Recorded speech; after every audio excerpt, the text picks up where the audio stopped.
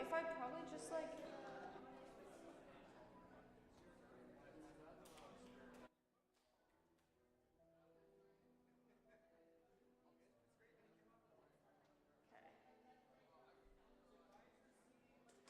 See? Look at her.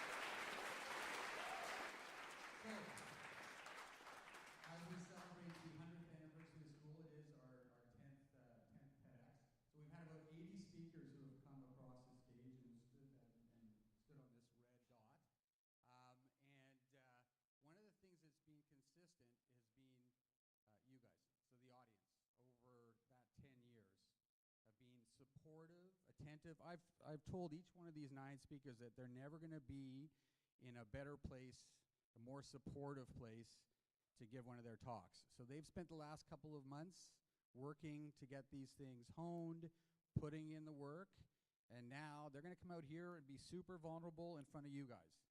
So it's super important that you guys treat them as though you were standing on the stage. So supportive. Hey, you're not going to love every single talk, but you're going to love a lot of them. And whether or not it's something that really resonates with you or not, it's super important that you be respectful and supportive and be very Brentwood, right? You guys are an awesome student body, so let's make sure that these guys really appreciate that. A couple of housekeeping things. So this is your seat. Where you are right now is where you are sitting. There are going to be 2 breaks for about 15 or 20 minutes where you're going to go out front of the bunch here. There's going to be food, snacks. You can go to the washroom down in Crooks. The houses are locked. Uptown is closed. This is where you're going to be this morning. So where you're sitting now, you will be in the same seat after the next break. There will be no moving around. This is where you guys are, okay? Everybody get that? Okay. So we have 3 sessions of 3 speakers. There are some really great talks, super diverse. Today is about you guys listening and learning and then talking about what you've learned when you leave the Killy Theatre. I'm just trying to think if there's any other housekeeping stuff. I think that's it. Have a great day. Really, really enjoy it, because as I said, there are some really great talks that people have spent a lot of time on. You're going to get warm, so if you're wearing a jacket, you may want to take it off. Feel free to do that now if you want. And I'm going to introduce our 2 MCs for the day, the lovely, charming, and intelligent Daniel and Claire. There you go.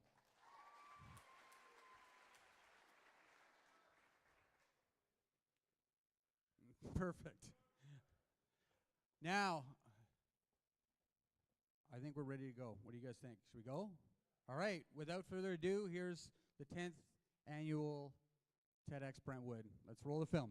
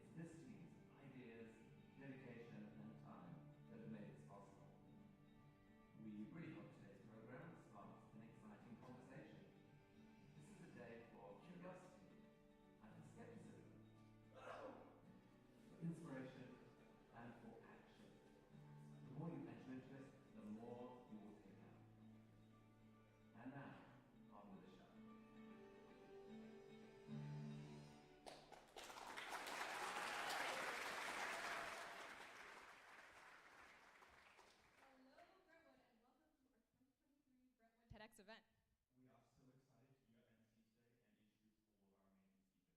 Each of our presenters has worked so hard to create their presentations, and we know that you'll love them.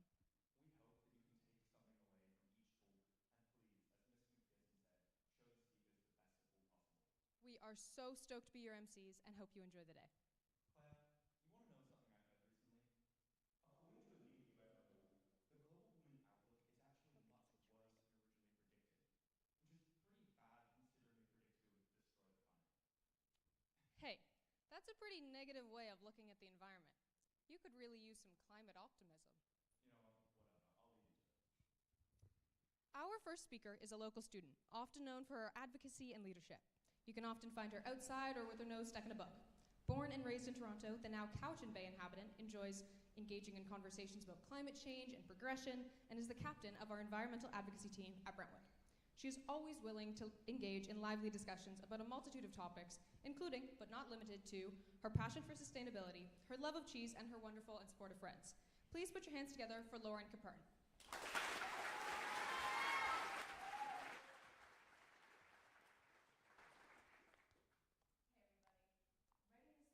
Was way harder than I originally expected it to be. I really wanted to come up here and tell you all how easy and fun it is to become climate optimists, but you know, it's way more complicated than that. And it's so complicated that it got really overwhelming pretty quickly. But you know, that's kind of perfect, because that's really what this entire thing is about. Let's start with climate crisis and why I'm calling it that. Now, a crisis is a time of intense difficulty, struggle, or danger. And the term climate crisis seems pretty dramatic, I know. But you know, climate change just isn't really cutting it anymore. We know that the climate is changing. We know that the ice caps in every polar region are melting. We know that we can't really predict the growth patterns of plants anymore, and we know that there are crazy, weird weather patterns. But I think it is really a crisis, and even though that sounds scary, there's a lot of reasons to be excited about it. And to prove to you that I'm not just going to talk this entire time about how the world is going to end, we're going to start with some good news. In America, 20,000 participants are helping build communities that are running off of sustainable energy and are able to really handle all of the unpredictable weather patterns that are coming our way. Up in the northernmost areas of our planet, solar farms that are able to power over 1,500 Arctic communities are fully operational and have been since September of this year. So I hope that knowing that there are different places around the world that are putting effort into this makes you feel a little bit better about our situation. So when I first heard about what was going on with our planet in grade 9, they called it global warming at the time, and I'm sure some of you can relate to this, but the conversation was purely, everybody's dying! And that did not make anyone feel good or inspired or motivated, and it was pretty hard to hear. And so now the question of, well, Lauren, how did you get involved then? Why did you decide that this was something you wanted to pursue? Why is this exciting to you? And I'm going to answer those questions as we go through the talk, but I wanted to leave you at the beginning with a quote from one of my idols, Princess Leia. Hope is like the sun. If you only believe it when you see it, you'll never make it past the night. And I think that this is really fitting for what we're going through right now. We can't necessarily see the end goal right off the gate, but we're getting there, and every step of the way is worth it. Now, I'm going to talk a bit about why hope, unfortunately, isn't the only thing that is going to help us fix our issues. And we're going to do this by playing a bit of a game, so bear with me here. I want you to, in your head right now, imagine something that you want more than anything else in the world. It can be $1 trillion, it can be a Boston cream donut, it doesn't matter what it is, just picture it in your head. And then hold your hands out like this. Really, I'm watching all of you. Hold your hands out and imagine it, just what you were thinking about, just dropping straight from the ceiling and into your hands. You can close your eyes, just picture it, okay? Notice how dumb you look waiting for a Boston cream donut to fall out of the sky? If you wanted a Boston cream donut, you could have walked the 5 minutes to Tim Hortons to go get it. You know, and even though it might be raining, even though it might be cold, when you get there, it's definitely going to be worth it. And I'm not trying to come up here and tell you all that I'm the master of optimism. You know, my close friends will tell you that there's definitely work that I still need to put in. And so to figure out really what I wanted to talk about and how I can get more optimistic in my own life, I went straight to WikiHow. And this is what they said. The first step was recognizing your emotions. Now, throughout any kind of conflict you're going to encounter in your life, you are choosing between fight, flight, and freeze. When it comes to the climate crisis, those who choose to fight get loud, take action, make statements. And sometimes they can be labeled as aggressive, but you know, that action is more important than the inaction. Those who choose to fly run away from the problem, and that's obviously unhelpful. And those who choose to freeze take it and bury it deep, deep, deep down inside of them. And it often leads to anxiety. And a lot of the time it's because of this thing that I call we call climate anxiety. What was that? What is climate anxiety? I'm so glad you asked. Climate anxiety falls under the category of eco-distress. Now, this term sounds absolutely terrifying, and I get that. But this eco-distress can fall under a ton of different categories, like guilt or shame, or some positive things like connection and empowerment. When it comes to climate anxiety specifically, it's that panicky feeling you get when you realize that you don't actually have a lot of control over what's going on. You know, like you don't get to say, you don't have a say in your well-being or your own personal safety, and that can be really scary and cause a lot of anxiety for some people. And so to help you sort of navigate that in your own life, I'd encourage you to really recognize that when you're educating yourself about our situation globally, a lot of this doomsday narrative in the media is really negative, and it doesn't give you a good, broad sense of what's really going on. Balancing this negative doomsday narrative information with some positive news to understand what we need to do, but also what's being done, is the best way that you can figure out how you can help in your own life. Now, to figure out some of the different motivations for other people that I know in my life, I went to my amazing environmental advocacy class, and I asked them different things that motivate them. And why don't you take a guess at what some of the first things are? Probably stuff like, you know, saving the penguins, saving the turtles, that stuff that you hear all the time. Well, unfortunately, you're wrong. And this seems a little goofy, but we're gonna break it down for you. Probably a little surprising, right? I was certainly a little surprised. Number one is money. What? I know, that's crazy, but not really, actually, when you think about it. In the world that we live in, you need money to do anything. You know, personal incentive is one of the most important ways to get somebody to want to be involved. And as the climate crisis gets more and more intense, the need for people who are educated and knowledgeable and passionate about the climate crisis gets more and more drastic, which means that you get paid a lot more to do these things because you're more needed. And so in the next 5 to 10 years, every career that at least you grade 11s and 12s are looking at right now, there's going to be an opportunity to do whatever you love to do, but also take a sustainability route in that career. And so some of the jobs that already exist right now are jobs like being an environmental consultant, an ecologist, an environmental health officer, and an environmental engineer. And this pay annually is only going to increase consistently over the next 15 years. So not too bad. Number two, which I don't know personally, that is definitely a motivating factor for me, is food. Food is fantastic, it's delicious, it's a necessity, we need it. And it's being seriously affected by the climate crisis.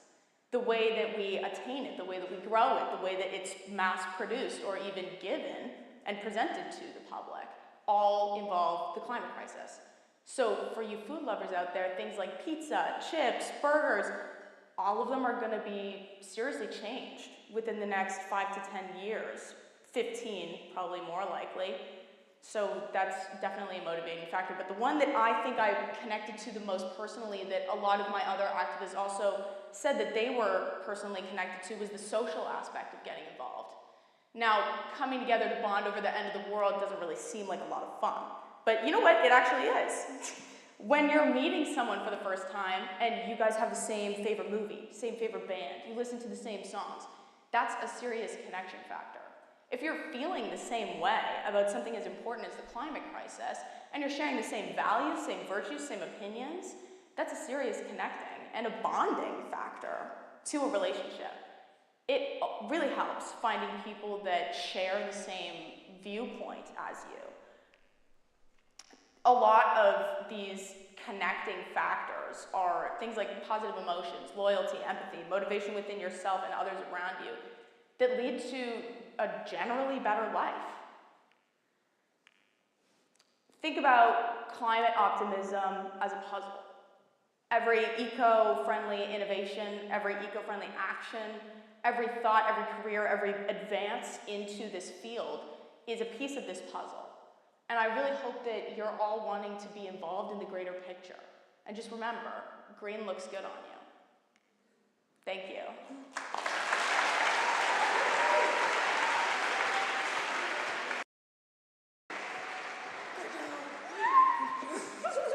You're gonna do so good. That's very cool.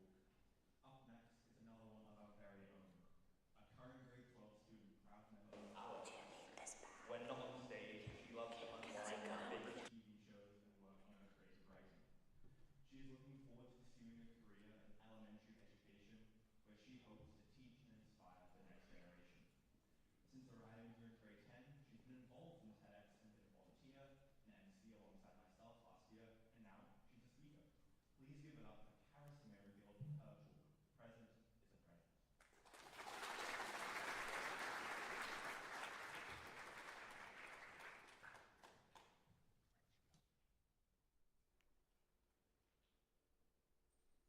I'm supposed to have audio. Where's the audio? No! Wait a minute. Guys, I need my audio. Okay, well, You are too concerned with what was and what will be. It's a saying.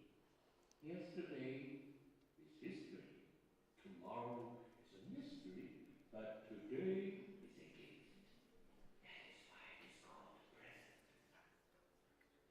okay. If you know who said that quote, shout it out. I want to hear it. Yeah! Master Ugwe. Thank you. Okay. Master Ugwe. Now, there we go. The wise Galapagos tortoise and Grand Master of Kung Fu from the Kung Fu Panda movies. I like this character, and I like this quote because it's relatable and understandable no matter what phase of life you're in. And Master Ugwe was right. Today is a gift. I think, and I hope most of you would agree, it's important to be thankful for our gifts and to treat them well. So, what I'm here to talk about today is the importance of living in the moment. Living in the moment, in the most simple terms, is not being stressed about the future and not dwelling on the past. It's about being fully present and enjoying the moment you're in right now. But what difference does it make? Well, when you live in the moment, you're more likely to absorb new knowledge and skills easier, you have more control over your thoughts and actions, and you tend to enjoy life more because you're just in life more. Because of screens and technology and social media, you can get up right now, leave this talk, and go look up thousands of different ways to be present and hashtag YOLO and practice mindfulness. But if you stick around, I'm going to give you my top 4 tried, true, and tested ways I have learned to live in the moment over the last few years. Number 1 is realizing that it's never too late to try. When I first came here to Brentwood, I genuinely thought it was too late in my life for me to learn anything new or try any other skills. But in my time here, I've tried probably hundreds of different things, and it doesn't matter if I failed or succeeded because I tried anyway. And there are so many other people who did way bigger things way later in life and got way more successful from it. A few examples are Harrison Ford, aka Han Solo and Indiana Jones, who was a carpenter until he was 30. Stan Lee, the creator of Marvel, didn't start writing comics until he was 40. Samuel L. Jackson didn't start acting until he was 42. And Morgan Freeman didn't get any acting role in any movie until he was 52. But if the Hollywood scene isn't your thing, here are a few other people who realized it was never too late to try. Stephen King, author of famous horror novels, was living in a trailer when he was 24. Vincent van Gogh didn't go to art school until he was 27. Martha Stewart, famous chef and baker, was a stockbroker until she was in her 30s. And Fauja Singh, the first 100-year-old to ever run a marathon, didn't start running until he was 89. So no, You're not failing at life because you think you're a little bit behind or you haven't found your perfect thing yet. Everyone does life at different speeds, and the most important thing to remember is that it's never too late. Which brings me to my next point. Live the experience and don't think about it until afterwards. In his book, The Creative Act, A Way of Being, author Rick Rubin says, "If something strikes me as interesting or beautiful, first I live that experience.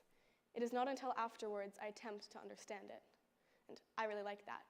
So, hands up, how many of you have been to a concert or a show and you filmed it more than you actually watched it? Because I know I certainly have. And then how many times do you go back and actually watch those concert videos? Maybe a couple times, a couple days later to show your friends or post on social media, but you don't ever really go back and watch them. And if you do, is the show even as good as you remember it being when you just put your phone away and enjoyed it? It's important to be fully present when experiencing something, and then taking time afterwards to process it if you still feel the need to. A super easy way to get into those only living this moment right now kind of moments is number 3, which is getting into the flow. I'm sure you've all heard the term before, and I'm sure you've all been there. Pixar's Soul does a really great job of encapsulating this feeling that psychologists and philosophers call a flow state, and in their movie, they call it being in the zone. It's a really nice way to live in the moment because the flow state means you're so engrossed in a moment that it's all there is. When you're in a flow state, it feels like there's no sense of time and you're underwater and you could just keep going on forever. And although it takes a lot of time and a lot of focus to get into a flow state, I really like it because it helps me stay in the moment for longer, and the longer I'm in a moment, the more likely I am to remember it. My final piece, where we're all gonna get to interact and have some fun, is about becoming aware of your surroundings. So we're gonna start, stay seating, look around, find 5 things you can see. And you can share with the person next to you. Maybe it's the giant eyeball. I'll give you a couple seconds. Share 5 things you can see. Okay. Amazing. Okay.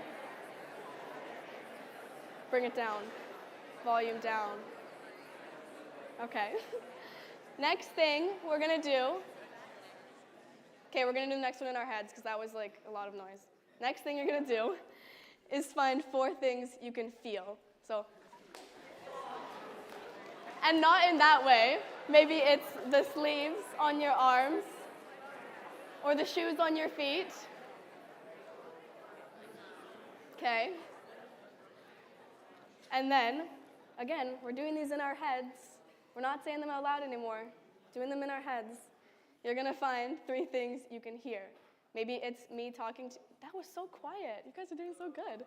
Maybe it's me talking to you or yourself shuffling around in your chair.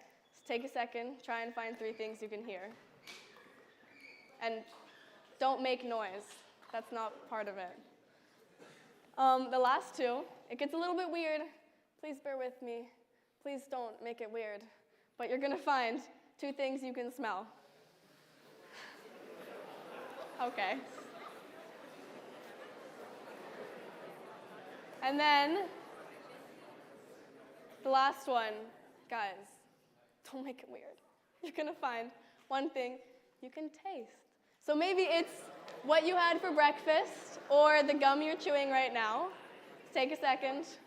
Okay, thank you. If you do this exercise by yourself, it can take a couple minutes maximum, and it's a really nice way to bring yourself back to the present moment.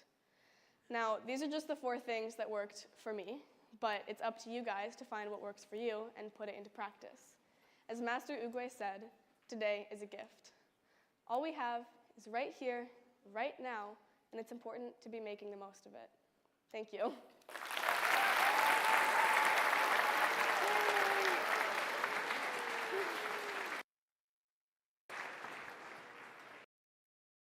Ugwe really does know all. Next, we have someone very special. John Luna is a favorite at Brentwood. Yeah, fair enough.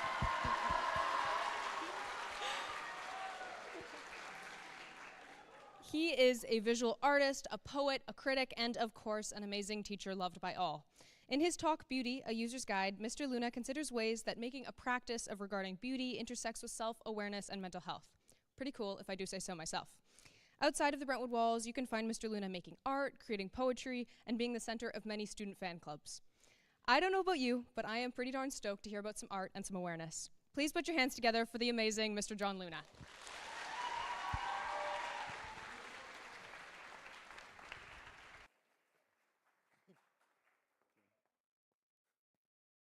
I'm so grateful I can't see you at all. Oh. Thank you. I'm really unworthy of that. I'll try not to exhaust the goodwill. I'll try not to exhaust the goodwill. There's a little red thing that flashes at me after 18 minutes, and then I think it emits a high-pitched frequency after 20, so I think we're all safe. I'm a really visual person. I'm not joking when I say I'm really grateful I can't see you. Most of my frame of reference is visual. You know, I've been drawing since I was about 6 years old, and I'll talk more about that later. But engaging the visual has been probably the closest thing I've really experienced to religion in my life, despite sometimes wanting more. And I am going to show you pictures today. I do want to make that part of what happens today. But I've also been told not to rely too heavily on them. So I also want to use some words, and I think the first words I'm going to use are from, oh golly, it's gone. Okay, well, here's for winging it. No, there we go. John Keats, Ode on a Grecian Urn. You may have to read this in lit someday, so I'm going to keep this really brief. Beauty is truth, truth, beauty, that's all you know on earth, and all you need to know. Which should sum this up nicely, so I can leave now. But it's a really interesting line. A famous poet, T.S. Eliot, who I admire a lot in some ways, once said, I wish he hadn't included it. It spoiled the whole poem. I think it's always hard to break up the flow of something and introduce something so bold. But in some ways, that's what I'm going to talk about today. But first, let's walk it back to Keats.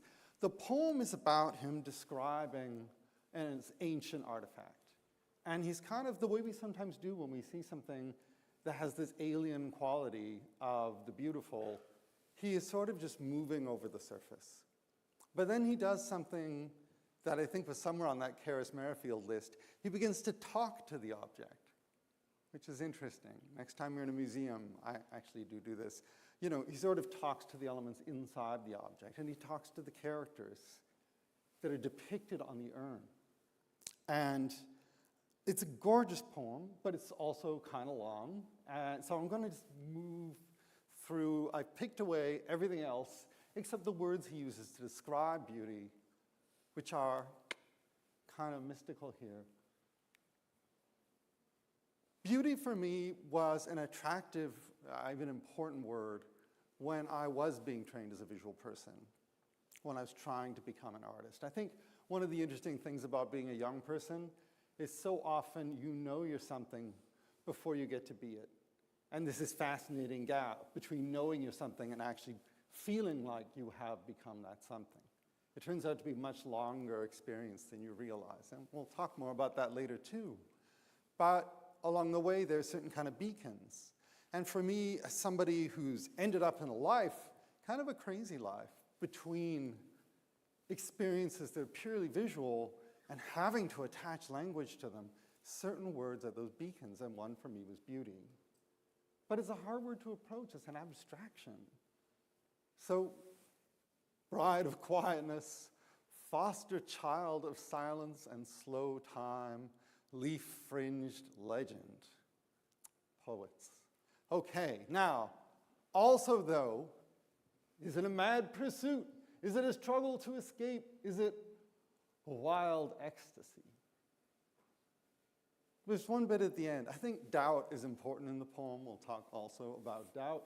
But here toward the end, fair youth, beneath the trees thou canst not leave thy song, nor ever can those trees be bare.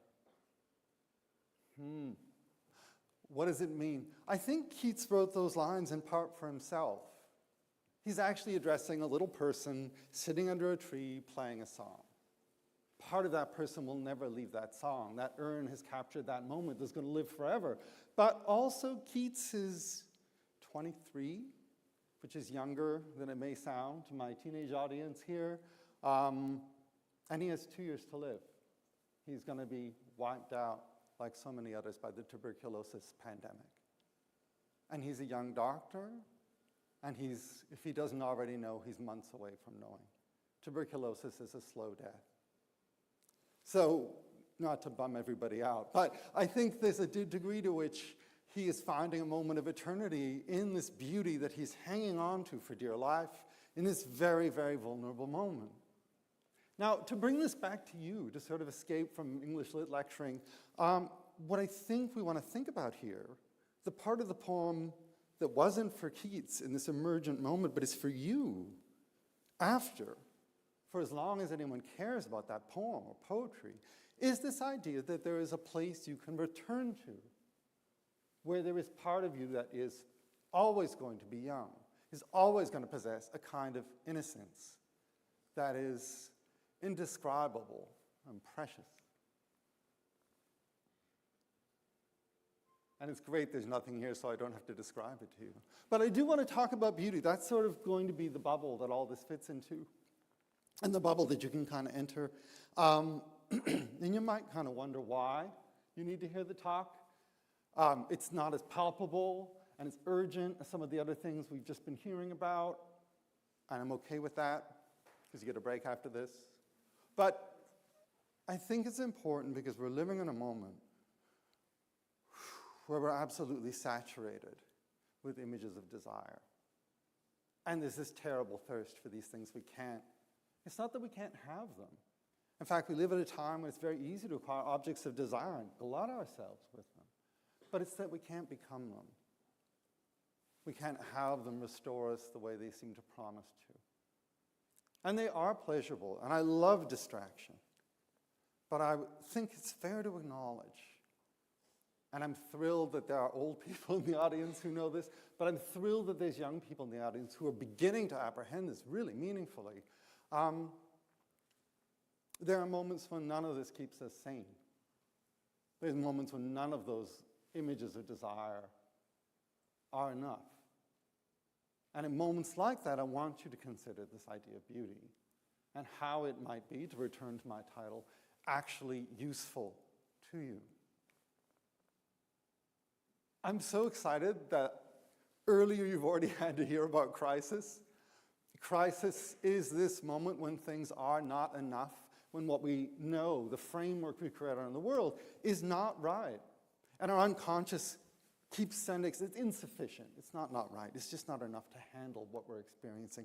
And our unconscious keeps sending us these messages about all the things it needs and all the things it's concerned about, and it just starts to fall apart up here. And Carl Jung, the famous Swiss psychoanalyst, defined this as the crisis, and he talked about, okay, this is the midlife crisis, so, if you're not 35 to 50, don't panic just yet. But here at the bottom, you've got birth, it's you, yay, stoked, exciting, childhood, and you're growing up, and you're developing passion, and you're accomplishing things like, I can crawl now, that's exciting.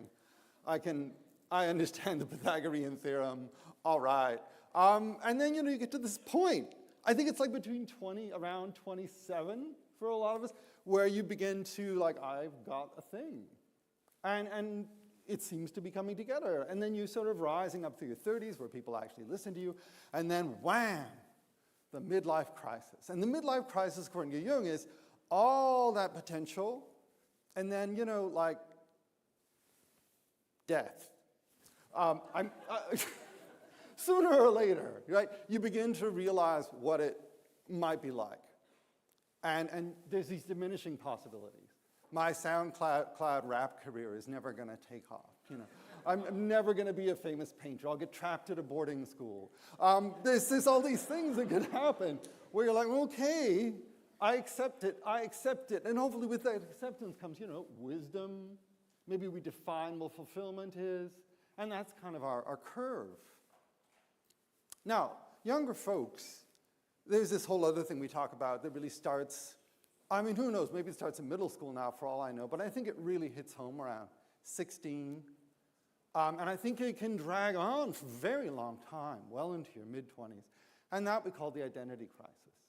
And it's not unlike this. The identity is born out of childhood. And there's a real beauty in childhood.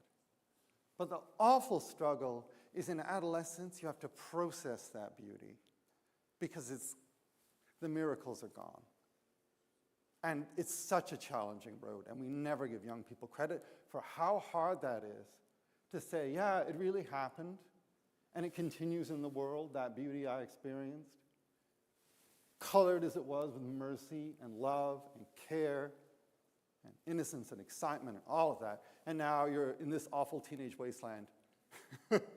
I had a song queued up for that. I'm not going to use it. And, in that moment, you're like, all right, was it all some sort of cosmic joke? And you have this crisis, right? And this happens actually repeatedly through your life. A kind of birth, a kind of death, a kind of birth.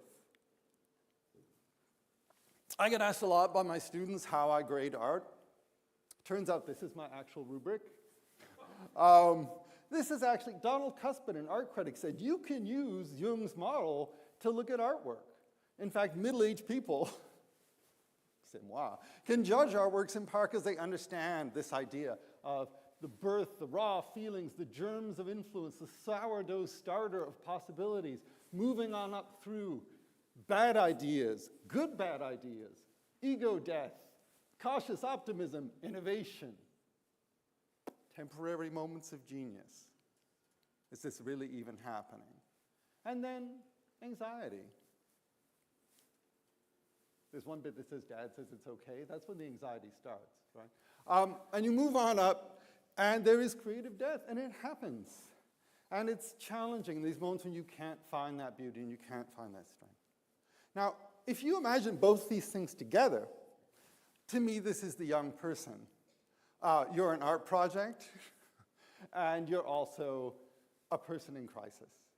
And I think it's okay to say that. It's okay to acknowledge the crisis. I mean, it's tremendously funny. If you don't think it's funny now, I promise you'll find it funny later. Note the adult laughs there instead of the... But it's true. It's true. Young people are artworks to themselves. It's the strangest situation to be in. It is a little bit absurd, but it's also incredibly moving. And it's a huge privilege, well, no, let's say honor, to be in that space with those of you who are going through that. And yeah, I think, we need to really acknowledge some things about beauty and youth. Beauty is tied up with shame, it's tied up with embarrassment, it's tied up with self-consciousness. I swear 80% of the young people I work with are ashamed of the beauty they radiate accidentally when they roll out of bed in the morning.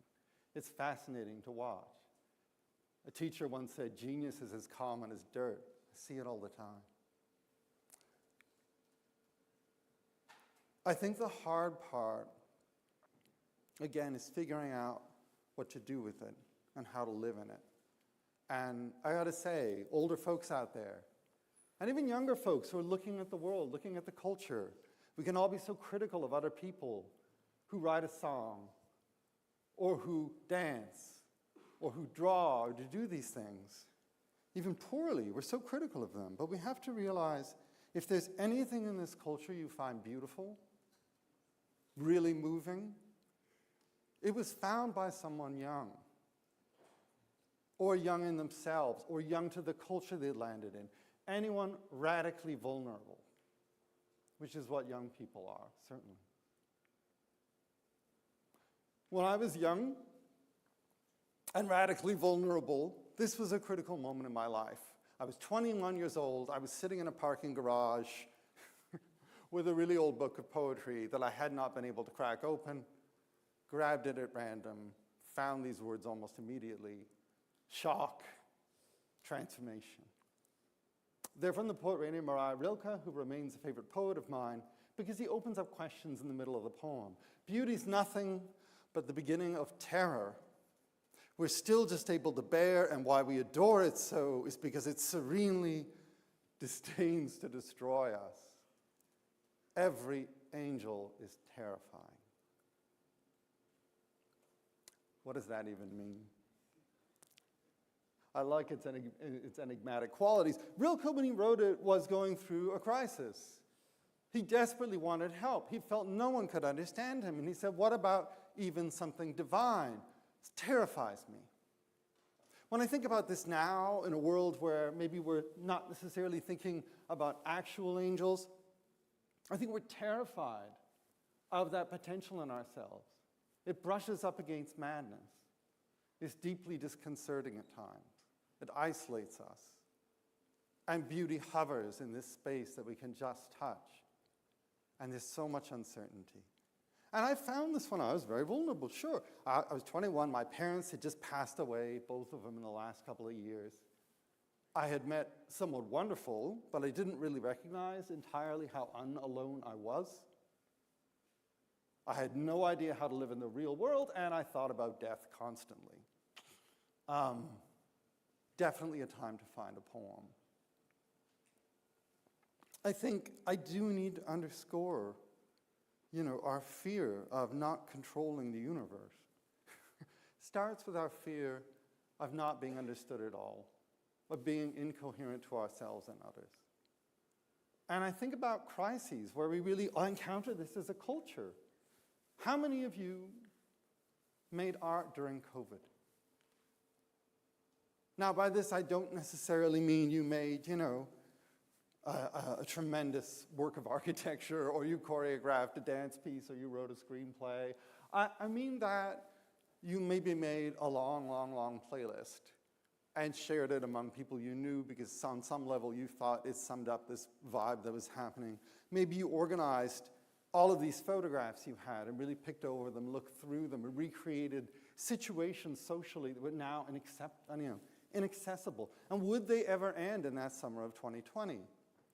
Gia Tolentino, writer for The New Yorker and author of a wonderful book called Trick Mirror, wrote in an interview in July 2020 that, she said most of us have more untapped potential, more negative capability than we'll ever recognize.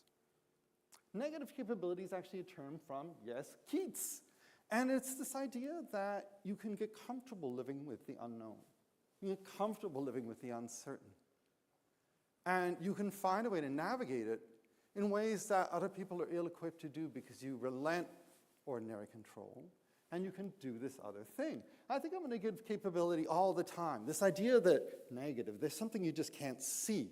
It's beneath the surface. And yet somehow in that zone, you're going to be capable. You're going to find your way in ways that others maybe can't. I mean, maybe you lose your car keys all the time, like I do, or your keys, and I can't let people into the studio, and it happened twice in the last week. I lost 2 sets of keys. But I also got to act in a film. I worked on a poem. I'm working on a painting that's not terrible. I'm working on a very, very long dad playlist for my daughter. Feels so important. With great serenity and comfort and excitement and keen interest that helps me to escape, move above, or find a sort of ecstasy amid times when I do not have control, which, let me tell you, working at Brentwood is a lot of the time. Working with young people is a lot of the time, right? You just have to accept you don't have control. I think if I wasn't involved with art or with beauty on some level, I kind of think I'd lose my mind. I first discovered negative capability for myself when I was about 6 years old in a hospital. I got sick often.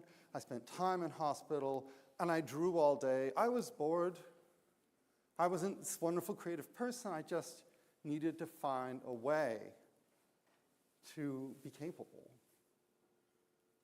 and to want the days to pass slowly instead of quickly. This work is, I'm going to show you a few artworks before I close up here. And this work I've always been really inspired by. It reminds me of being in the hospital, but it also reminds me, honestly, of looking at the end of life and figuring out how it starts in the middle and all that stuff. This is by Marcel Broters. He's a Belgian poet and painter. This is the last installation he ever made. It's a perfect model of his apartment. And There on the walls, he's had a sign painter paint words that were important in his life.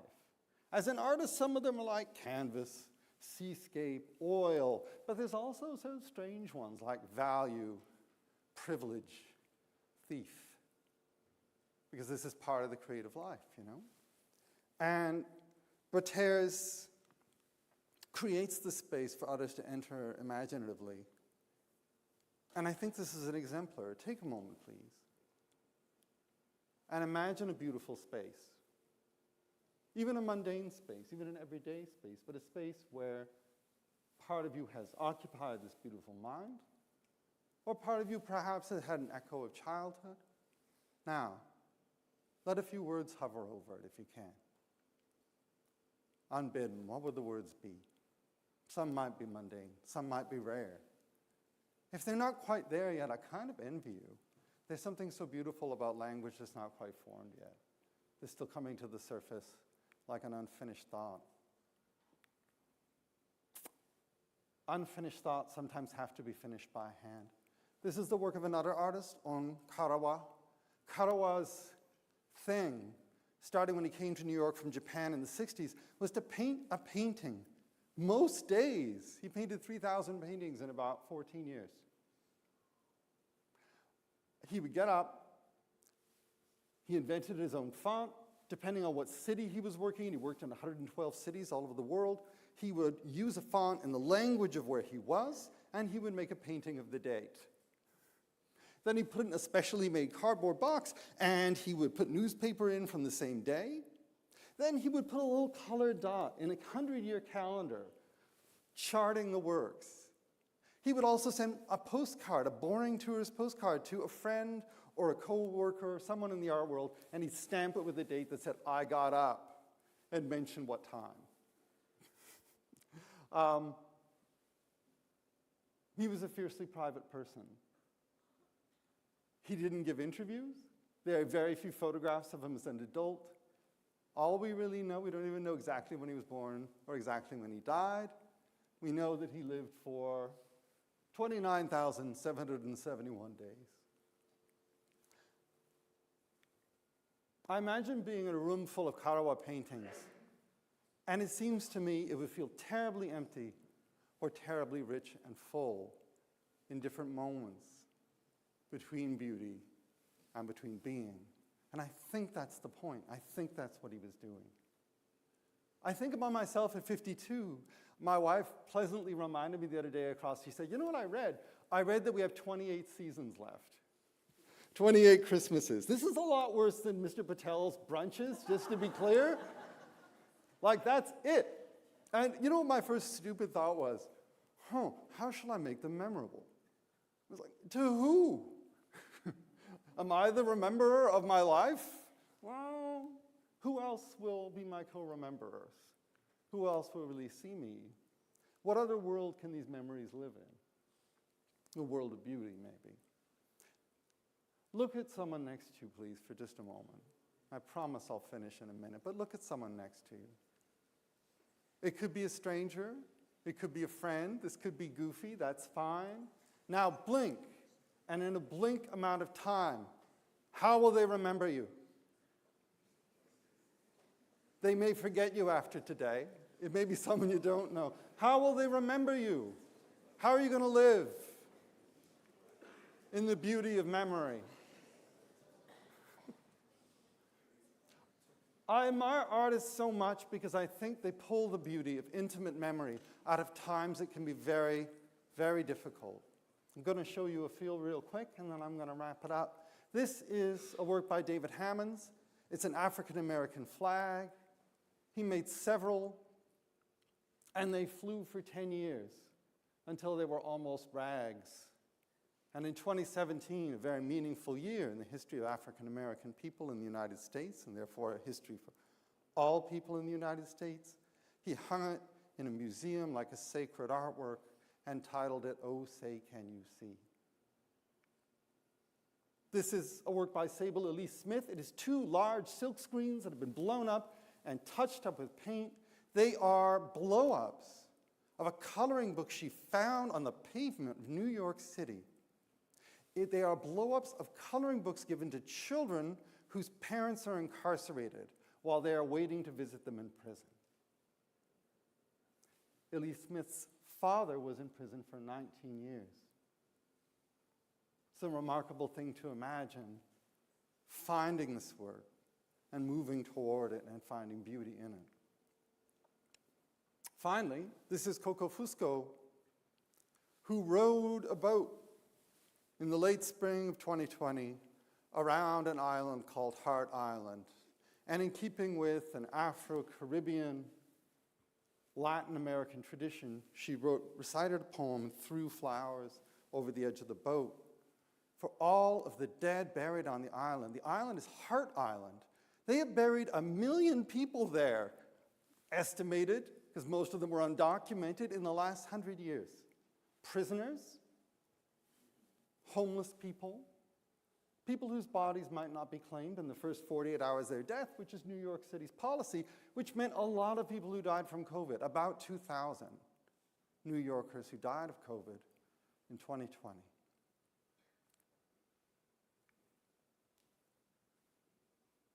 I want to wrap up. I want to be choked up. But I'll finish with, oh my goodness, sorry, Rory. I'm going to finish up with just a quick comment, and that is, I'll even hold still. Let's all hold still. Beauty pulls moments out of historical consequence in our own lives, in larger worlds. It pulls truth out of moments of consequence. And in those moments, in those beauties that feel very temporary, but could stretch in our minds into something much, much longer, there is a serenity that serenely disdains to destroy us. But more to the point, and why I care that you listen, and thank you so much, that we might find in ourselves a serenity that stops us from destroying ourselves. Thank you.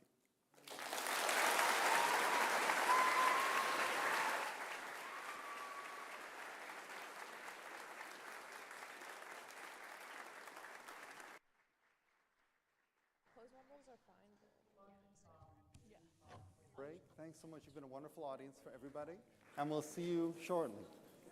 I just got a quick note before sorry. I wasn't sure what you wanted me to say. Get off. You said.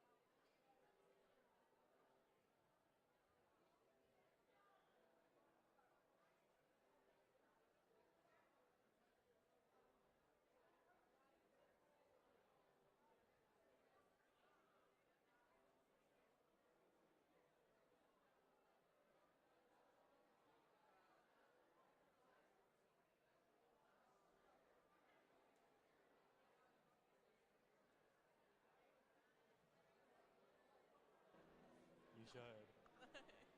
Are you scared of, I like stage fright? It's bad. I like shake. I get really red. That's alright. More clear than the Australian accent.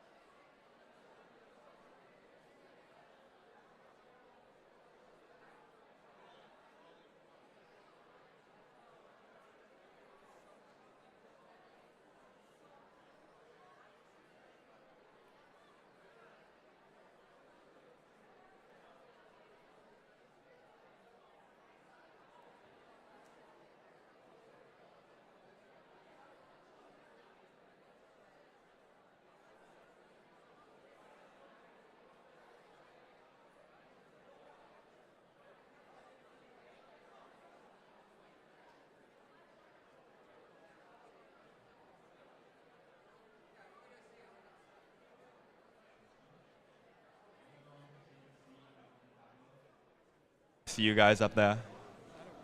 Okay. Fantastic. Thank you.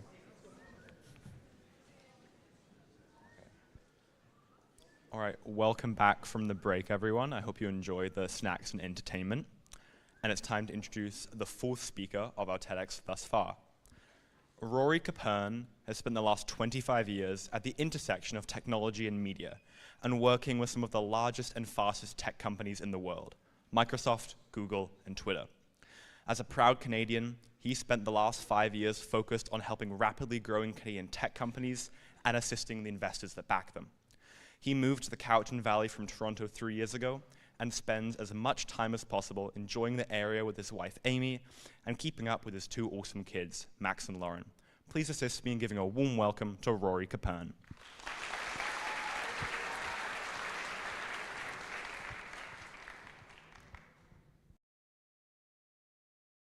Brentwood.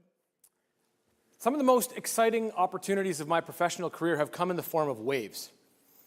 Not waves like you would expect them in the ocean with a surfboard that you surf, but technological waves that happen from incredible disruption.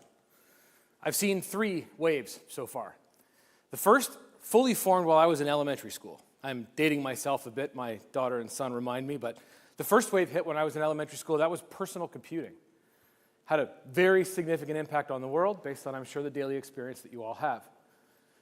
The second wave went totally tubular while I was in high school and early university. That was the internet, and I've been surfing that wave for the last 25 years. The third wave happened when Apple introduced the iPhone.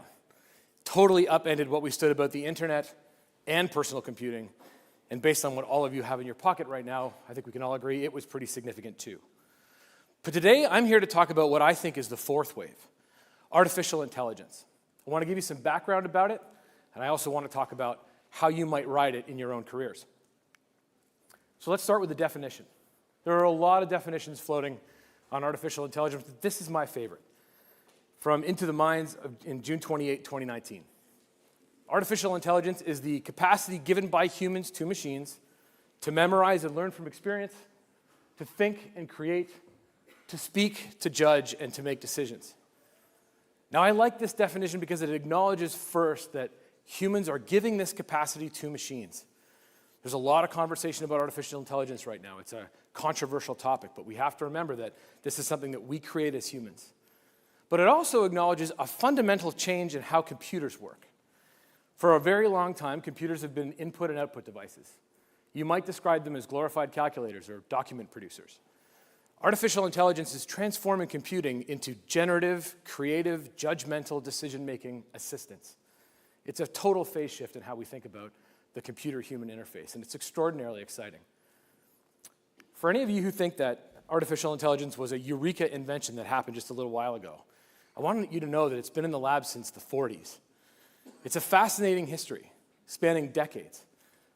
The general story is that computational power was gating some brilliant theory from computer scientists around the world. And every time there was a new evolution in computer technology, a new explosion of artificial intelligence came behind it. What we're seeing right now is the explosion of generative artificial intelligence, what I'll talk about in a second, but it's being unlocked by actual advances in quantum computing and supercomputers, where our capabilities for software, storage, and memory and functionality have grown dramatically in a very short period of time. You might also be surprised to know that we're only in the second of 3 phases of artificial intelligence. The first phase is called classification AI. It's been around for a while, but it's still very explosive. Classification AI was unleashed by computers that could take in huge amounts of information, analyze that information, and make really strong prediction. There's been an incredible number of different applications for it, and we've got some great ones right here in Canada. Several years ago, a company in Toronto was really interested in applying artificial intelligence to financial services. I know, generally pretty boring. They wanted to figure out what kind of credit cards people would be interested in buying based on enormous amounts of credit card transaction history. So they built this very powerful prediction engine. One of the major Canadian banks actually hired them to help them acquire more credit card customers, and so they applied the AI algorithm to a marketing campaign, and they were paid based on the number of customers that they could acquire. That company acquired so many customers in such a short period of time that the bank had to buy them. There's other major advances, again, right here in Canada, in health technology. Companies are helping physicians with diagnostic prediction accuracy. One of the best examples that I've seen so far is in melanomas or skin growth diagnostics. So these companies are able to ingest hundreds of thousands of pictures of skin growths to understand which are cancerous and which are not, and help physicians diagnose images that they can see more accurately. When they started, apparently, the very best physicians in the world had about an 80% accurate prediction rate for cancer in skin growths. This technology has moved them to 90%, saving countless numbers of people to skin cancer every year. Autonomous vehicles are also classification AI. They use sensors to collect enormous amounts of data about the world around them to drive cars with humans in them. Last week, I was in Austin, Texas, and this car stopped right in front of me as I was crossing the intersection. Something looked off about the car when I first saw it. It's got this kind of weird stuff on the roof. But if you look at it more closely, you'll notice there isn't a driver in this car. We're in the downtown streets of Austin. We're not in Silicon Valley or some test bed. This is a live cab driving a real human without a driver. The thing stopped right in front of me, perfectly at a red light. As I walked across the intersection, the light turned green. It pulled away. The hapless passenger in the back seat never took their nose out of their iPhone. It was incredible. Now, it's too early to conclude now, but data is starting to show us that a world of full autonomous vehicles, where we all drive in an autonomous vehicle, will be a lot safer than what we have now. The second phase is also super exciting. It's called generative AI. And for those of you who have heard about ChatGPT, and I'm sure a number of other technologies in the space, I can assure you that this isn't just about shortcuts writing your essays. There is an enormous explosion of capability that's being driven from an AI advancement that allows computers to create their own content. Art, music, video, text, all kinds of incredibly interesting applications. In fact, one of my very best friends in the world and one of the most creative technologists I know, partnered with an artist illustrator of high renown to create a company that was focused on allowing technology to unleash and let thrive artists everywhere around the world. When the generative AI wave broke earlier, like late 2022, early 23, these two and their team sat around to figure out what they could do to apply this technology to the space that they were in. And what they came up with, I thought, was brilliant. You may know that as you look at art and different paintings from renowned artists, you can see a certain style. You can understand who the artist is based on the way a painting or a drawing looks. Well, they have focused on distilling that style by taking art pieces from different artists and distilling that specific style down so that it can be used in generating new art on behalf of that artist. Now, I couldn't help myself when I first learned about this, and I asked for a demo. And so they showed me, and we asked the model for a picture of a monkey with a red backpack in the style of a very specific artist. They hit the go button, and within 60 seconds, this is what came up. And what I think is a pretty awesome picture of a monkey with a red backpack. But what happened here? What happened here was that this artist, whose style was distilled in the generative AI model, never touched a pen to paper and had created a piece of art in their style that I paid for and that they enjoyed monetary compensation for. Infinitely scaling the ability of the artist to create their art without ever actually having to take a calendar hour out of their time. Incredible advancements like this are just at the very tip of the opportunity at the moment. There's so much more coming.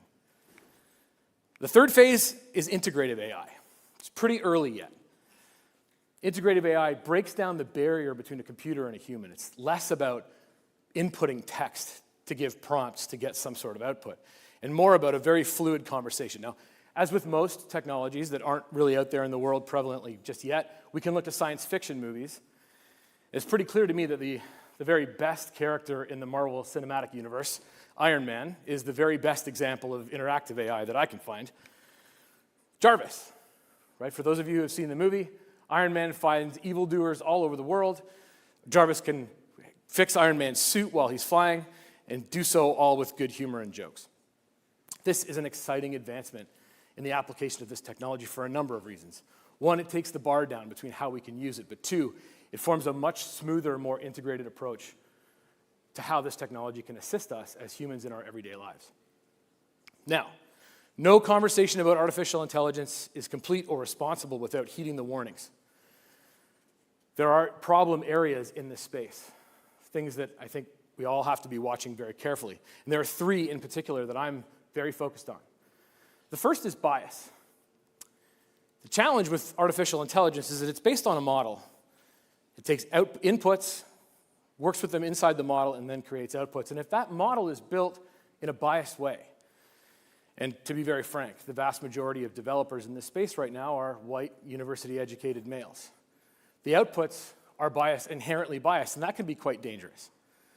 The very best companies in software development have known for a while that the best way to assure the satisfaction of a diverse market all around the world is the creation of diverse teams.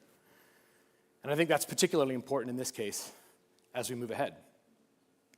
The second warning is around misinformation. This kind of technology put in the wrong hands can be very dangerous. It's never been easier to create misinformation, and it's never been easier to spread it. As an audience, I strongly encourage all of us to think really carefully about the information that we're consuming and to get better and better at understanding and diagnosing which is misinformant and which is not. It's hard to do. It's also important for the technology companies that we're working with to be able to diagnose and thwart the spread of misinformation, and it's a critical issue. The third major warning area is around regulation. The truth of the matter is some very important decisions are being made right now on our behalf by private companies who are putting these technologies out there in the world with very little oversight. I had the great privilege in my career of sharing an office wall when I was at Google in Toronto with one of the godfathers of artificial intelligence, a gentleman by the name of Geoffrey Hinton.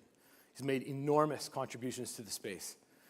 I didn't bother Geoffrey all that much on the other side of the wall. He was like the genius that I just wasn't supposed to interrupt most of the time. But when Geoffrey finished at Google, his comment was that we need more regulation in this space. And from somebody of that depth, I think we need to heed those calls. So there are some downsides. There are some things that we have to worry about as this technology proliferates. But at the same time, I'm here to talk to you today about artificial intelligence and how to ride this wave. To do that, I want to sort of distill a few lessons down from people that I've already either talked about or you've already heard from today. Brentwood, it's a great honor to be on the red dot speaking to you for the very first time, but it's also a huge honor to be sharing this stage today with my daughter, Lauren, who just spoke to you about the critical importance of optimism in the face of the climate crisis. And I want to borrow from Lauren's theme to mold my first tip to you on how to ride the AI wave, and that is optimism itself. Yes, there are downsides, but the power of this technology, the impact that it will definitely have on all of you, is profound. Acknowledging that this wave exists and it's one that you need to understand to get the best outcomes for yourselves, taking that optimistic view of the opportunity here is my first imperative today.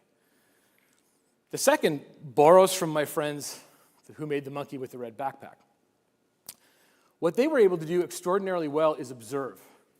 And if you speak to anybody who's actually been in the ocean surfing and all, you'll notice that they're exceptional observers. The funny thing about waves is they form differently.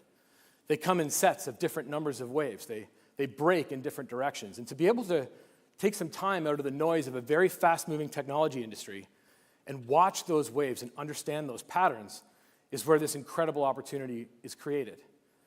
In the case of my friends with the monkey with the red backpack, what they distilled was this notion of artistic style and the ability to tune models that would output art in the style of an artist. That observational power, that ability to see a broader playing field and to watch the waves come in becomes an incredibly important ingredient to how you may leverage artificial intelligence in your lives. Now, the third is about timing. We all know that waves either ultimately hit the shore or they dissipate in the ocean. And we have to know when to get off them and when to find our next wave so that we can keep surfing. The truth of the matter is, regardless of whether you're interested in a career in computer science or as an artist or anything in between, artificial intelligence is going to have an enormous impact on your future as you move forward, and I highly recommend that you pay a lot of attention. Artificial intelligence is going to be the next big wave. I'm very sure of it. The question is, do you have the courage to ride it? Surf's up. Thank you.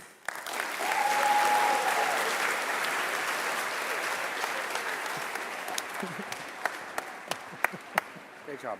Thanks, man. Really well done.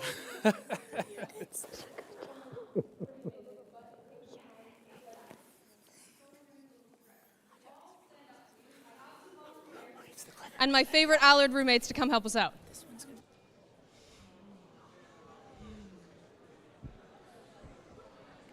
So, if we could stay quiet, please, and follow our two lovely TEDx volunteers in the hoodies. Put your hands to the sky and touch toes.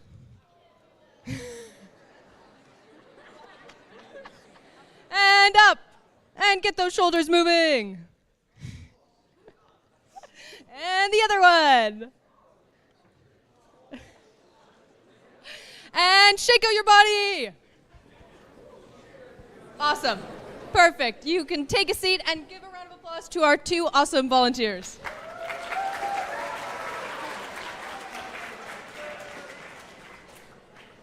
Next up, we have Brentwood's very favorite music man, Jung Yang. Jung, yeah, fair enough.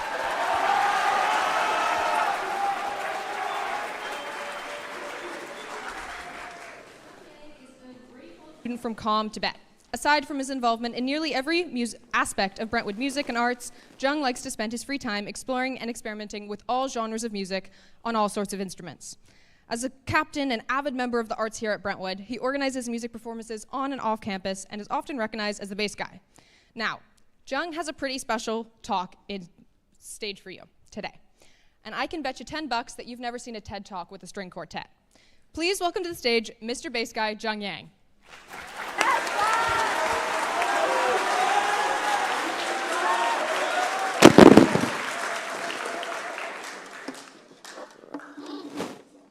Sorry, Miss Plow and this stage crew for this video setup.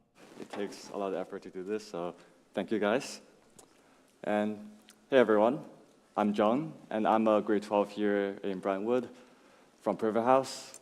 Shout out to Privet House. Yeah. And, okay, so when I was chatting with my roommate one night, because we like to have abstruse and deep conversation at 1 a.m., we just came across the question of how different people listen to music. And it just really came as a surprise to me because I'm a musician and I consider this. But for a few of my friends, music does not really go beyond the background noises or just a tool they use to study, to focus, or to do more reps in the gym. While that's completely valid, you can listen to music however you want, it just feels very unsettling as a musician because from my perspective, there is so much out there for you to explore if you just had the time, just taking out the time and rethink about what it is and what it's all about. Well, the truth is, ever since, because music has been a thing since like the dawn of humanity, how we perceive music has always been different and changing. So it's better if I just show you. So let's take it back a couple thousand of years. Our string quartet is going to play a piece called Hurry and Heim No. 6, which is transcribed from this thing from around 3,000 years ago, and this is the earliest surviving piece of music.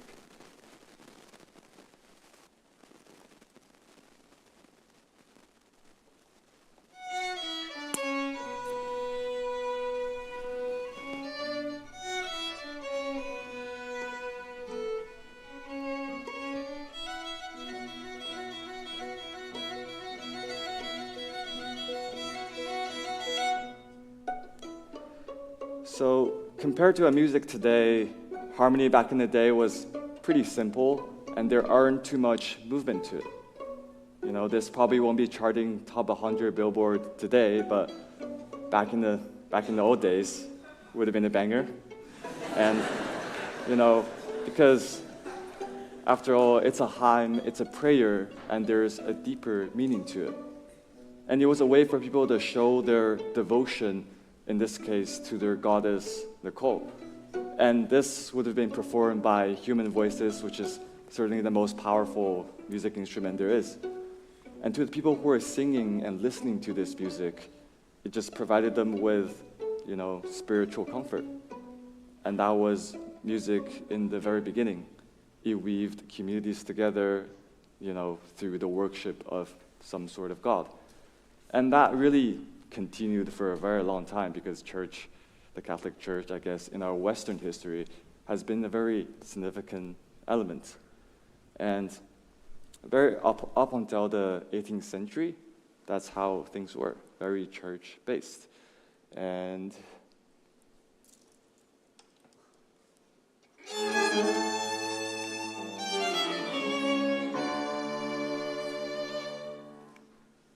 do you guys know this guy? Maybe? Yeah, you probably do. Well, for most of his life, he actually composed for the church.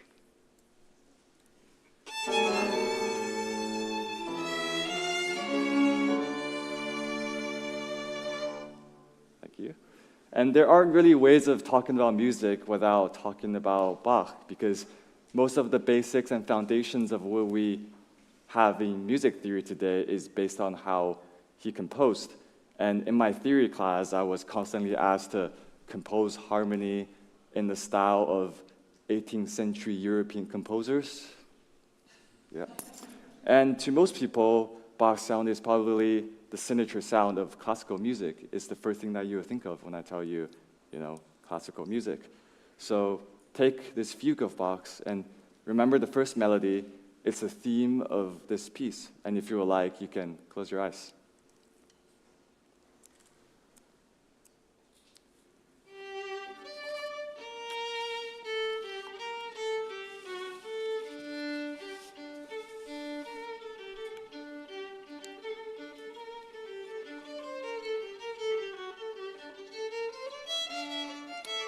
So fugues are a music form where 4 verses are present.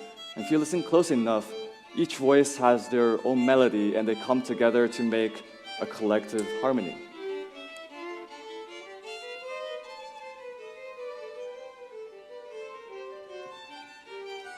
And now that's very hard to do, harmonizing four different distinctive melodies, because usually if one voice shines through, the other ones have to back up and support that voice. But Bach clearly did not care at all, because he really wanted it all.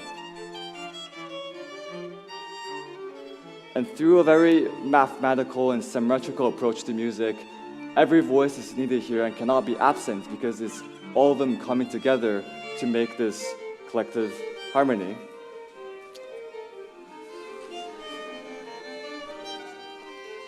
Okay. Anyway, his music was very confident and developed. It's very structured and algorithmically produced, like a bunch of puzzle pieces. It's okay. Okay. Imagine writing a 500-word essay while making the palindrome, while not using the letter E with absolutely no errors in the syntax. I mean, to musicians, that's what he was doing. And today, a lot of people have the ability to compose in the harmonic style of Bach, but at the time, 300 years ago, that was very, very revolutionary. There are very distinctive directions in where it's going, and it pushes to that direction, that destination, step by step. And before him, music did not really specify harmonic progressions or chord progressions, because people only cared about the beginning and the end, but not everything in between. But he was very specific about which chord he used. There are tension and then release, climax and anticlimax. He masterfully used those harmonies to express and articulate emotions. But his music in many ways aligned with the common church-based ideology of his time, the idea of perfect harmony in the musical and the metaphorical way. His theme is often faith, devotion, and although there is so much emotional depth to it, it was really only after his death that people associate harmonies with romantic notations and expression, because to him, the harmonies are simply notes going where they wanted to go, according to the rule of the universe that was determined by the only God.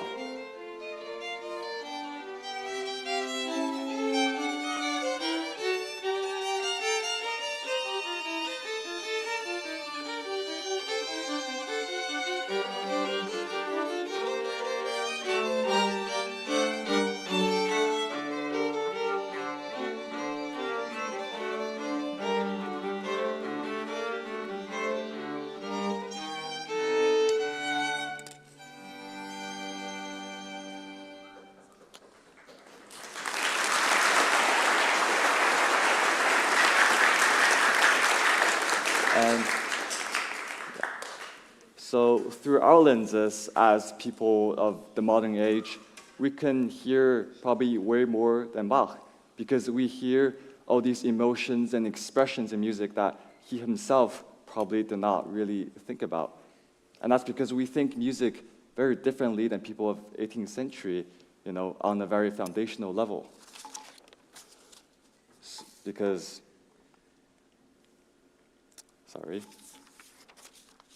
on a very foundational level, we just think of music very differently Bach, because we have all those personal experience and emotions that we connect to the harmony. And also, we don't just listen to music and think, oh, God. But, in reality, at its roots, music in itself, at its rawest form, is very intertwined with religion. And when did that change? Well,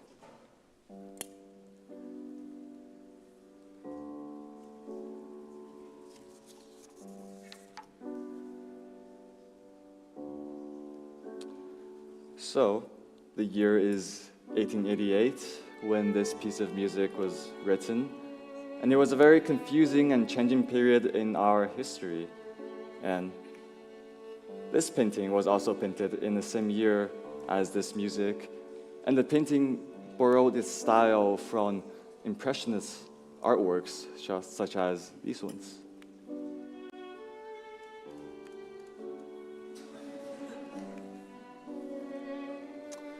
where lines are blurred, colors are exaggerated, and it invites you to an unrealistic world beyond ours. And it captures a mundane moment that you otherwise would never notice. It gives you an impression, hence the name. And these paintings were rebellious because you really rejected the established style of art, of paintings. Which is exactly what this piece, Je me fais number 1 by Eric Satie, did, because it essentially rejected everything that Bach established in traditional music. He used chords that Bach probably being way too scared to use, chords that are quite unstable. We call them seventh chord, and because the presence of an extra seventh, particularly the major seventh, the chords are hesitate to go really anywhere. The harmony is very confused, and there are no definite destination to this harmony. It throws you into a world of reflections and introspection, and the hard edges of harmony is softened, and it really brings out the thought that you would just have when you're showering alone late at night, 12 a.m. And the melody is a single line floating on top of everything. And it moves back and forth like ocean waves while the rhythm is sustained and flows through time.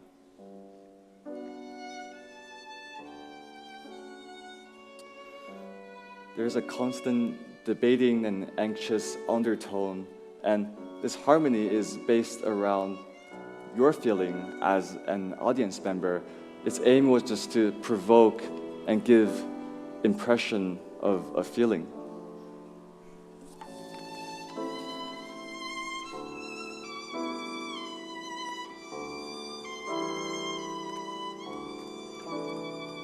And Satie intended this piece to be very simple, and he very cleverly included you in his harmony.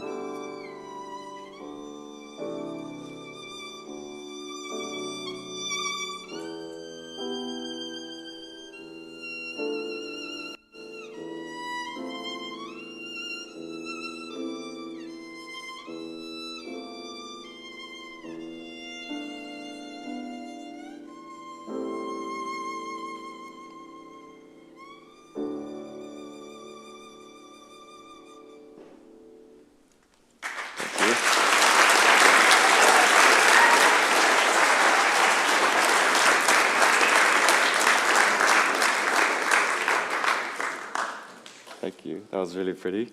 So Satie, he thought of harmony in a very different way because, definitely different than Bach. He thought of it on very personal terms. And the music, the harmony was intended for you instead of that other guy up there. So let me introduce you to another piece of music, and this is called Bolero by Ravel, and it's composed about 40 years after Satie. Yeah. So the piece starts with a rhythmic pattern played by the snare drum, and then a harmonic rhythm, a very simple tension and release.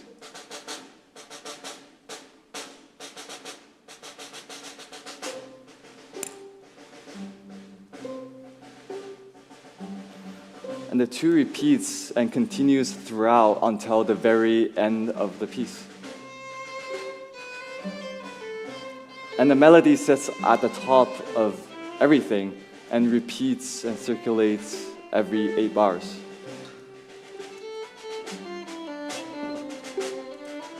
And that's basically it. The entirety of Bolero, and there are no more harmonic, rhythmic changes. And the original version will go on and continue for about 15-ish minutes.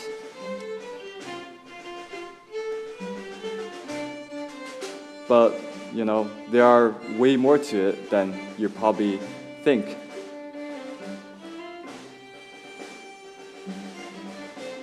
To many people, it sounds very powerful, exotic, with all its blue and jazzy notes in the melody. But to a lot of people people who have listened to this piece, and me personally, it sounds very daunting and scary, as if the music trapped me in the forever repeating space with something lurking in the background.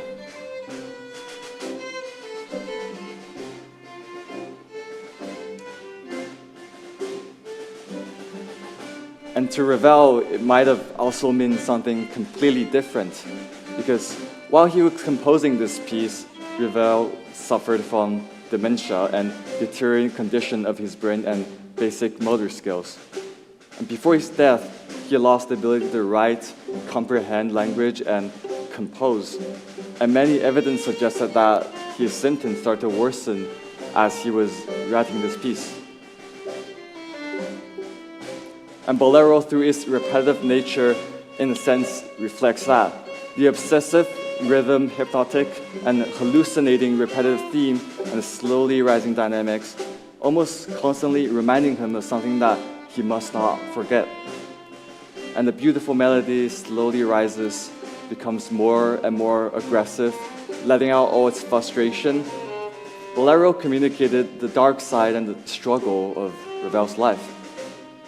And he done it without any harmonic progressions.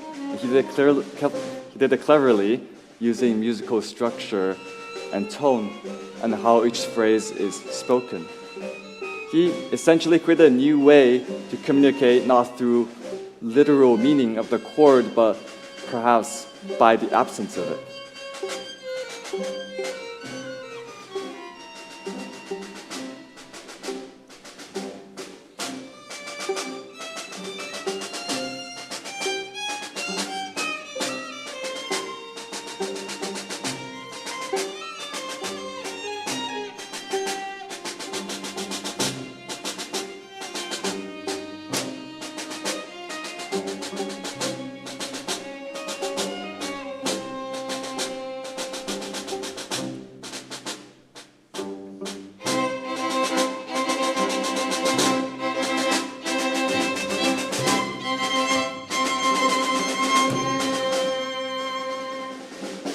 And through a disarmingly simple harmony, Ravel told a story, and we may just get a better glimpse of that by understanding what happened in real life and connecting that to our own personal experience.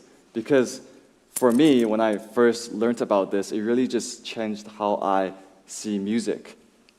You know, because for me, it made me have an out-of-body experience, and I feel like that guy. I was just, flabbergasted because of the psychotic qualities all this harmony and structure have. And I would highly recommend everyone here, if you have the time, to listen to the full 15 minutes of Bolero just to get that feeling. So, looking back at today, of all the pieces that you have listened today, and each time the composer used harmony to tell a story in very different and creative ways. The Herrenheim told a story using the rawest form of devotion, and Bach through intricate calculations, and Satie through the meticulous choice of chords and phrasing, and finally Ravel, you just heard, through, in my opinion, perspective. But these are just 4 examples out of the millions pieces that we as humans have composed. And each piece of those music, the composer intended it to have some sort of meaning. So, there are so many pieces for you out there to discover. And next time, if you try to listen to music with a slightly different attitude, you can always find more stories and perspective and ways of the composer trying to tell a story if you just have taken out the time and just to, listen to it and think about what it is. And thank you for coming to my tech talk. That was it. Oh, wait, hold up.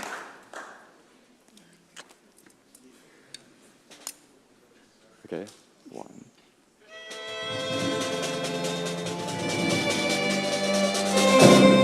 Okay, thank you guys.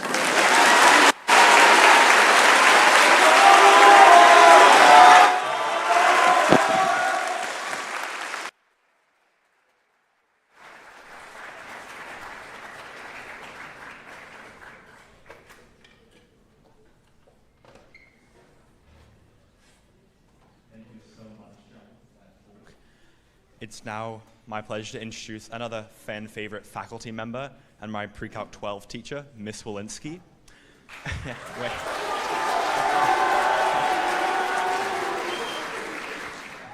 Born in the late 20th century, somewhere in North America, Miss Walensky arrived at Brentwood in 2016, intending to maybe stick around a year before going somewhere else.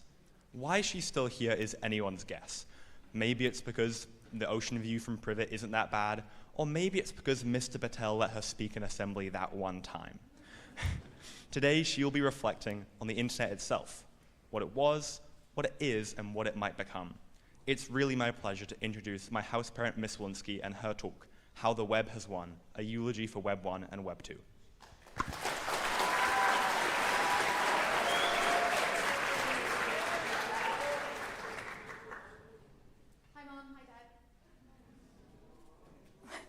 I've always believed in the importance of establishing the provenance of the things that we assume appeared out of thin air when teaching or learning something new. Nothing comes from nowhere, like who invented the quadratic formula? René Descartes. I think, therefore I solve quadratic equations. Or which came first, sine, cosine, or tangent? Likely sine, a mistranslation of a Sanskrit treatise from the 4th century CE. How kind, then, that the modern classroom has the sum total of human knowledge right at my fingertips, and a quick search engine dive into the life of Hipparchus or Madhava provides an answer to a fleeting question, and a quick reprieve for bored students who are always just a thumb swipe away from double-checking under their desks that TikTok hasn't disappeared in the last 5 minutes.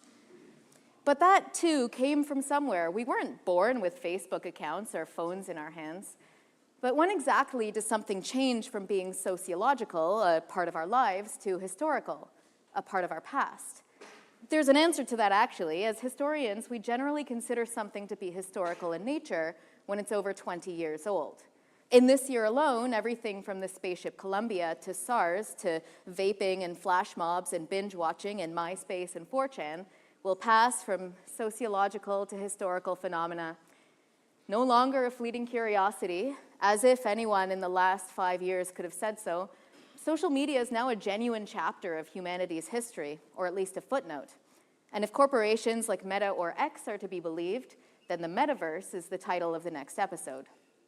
The metaverse, this persistent online virtual world marketed to us as one part Ready Player One, one part World of Warcraft, all parts the thing we have to go and do right now, often called Web 3, which begs the question, if the metaverse is Web 3, then what on earth happened to Web 1 and Web 2?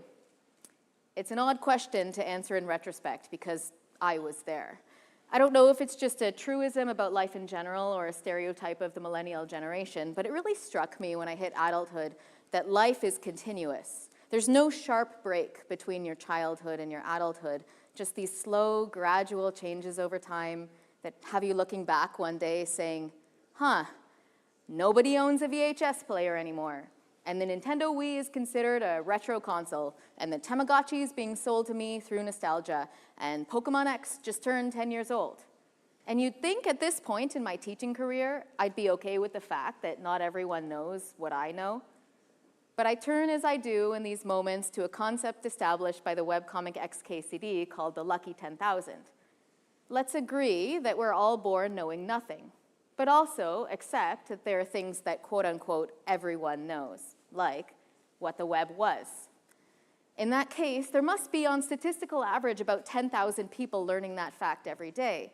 And how lucky are you to get to sit in the stuffy theater on a Saturday morning and learn that the nebulous cloud in the metal rectangle in your pocket has a history of its own?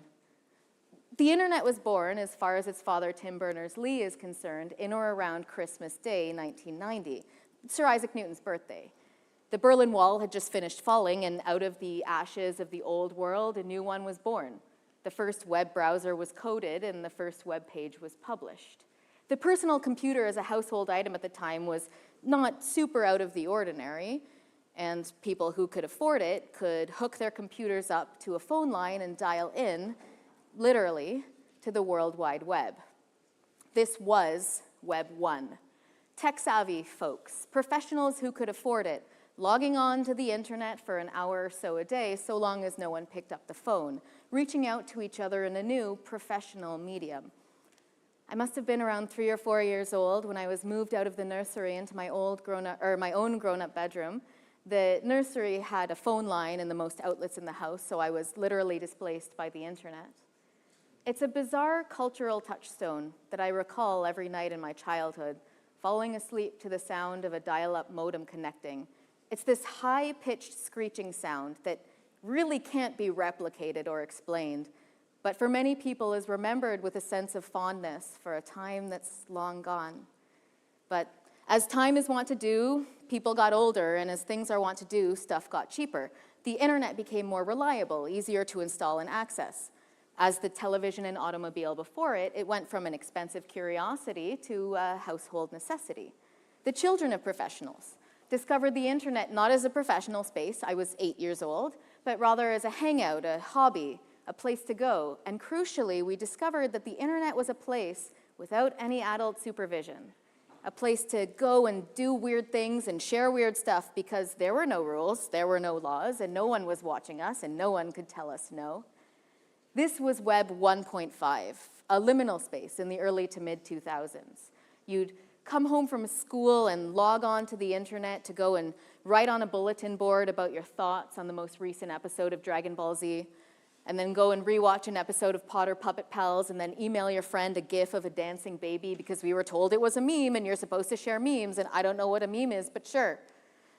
Because of limitations of speed and access at the time, the medium of choice was the image, text, the webcomic, handmade flash animations. The weirder it was, the better. And it was so weird. And at the time, we joked with one another that if Web 1 was us talking to one another on the internet, and Web 1.5 was us sharing with each other on the internet, then whatever came next would be when we started talking to the internet. And then after that, when the internet started talking back at us. But what even would that be? But the future always arrives quietly. You don't realize it's dawn until the sun is already over the horizon. In the mid to late 2000s, it became a thing to start a web diary, a weblog, or a blog for short, hosted on a website like Weebly or MSN Spaces or MySpace to share the mundanities of your day-to-day life with friends and family and anyone who stumbled across your page. What was originally billed to us as a social networking service in blogging soon began to dominate the internet. We called it the social medium of the internet, or later, social media, Web 2. And this person-to-person discourse really started to dominate online spaces. And then in June of my first year of university, I got pressured into making a Facebook account because it was this cool thing that all the young people was doing, and I had to get in. Now, I had my own blog at the time, hosted on a website called LiveJournal. When I was in high school, I joined a fan forum for this anime called One Piece that was hosted by the company dubbing it at the time. But when that company lost the license and folded, the website went dark, so we packed up and moved on to a different forum we hosted ourselves. And when we couldn't afford that, we packed up and moved on again to a website called LiveJournal, where your account would give you a blog, but also allow you to join community spaces, kind of as you were. There was this profound shift when you went from a bulletin board to a social networking site. All of a sudden, you could no longer reinvent yourself. You no longer got to reinvent yourself every time you went somewhere new. Yourself became persistent online.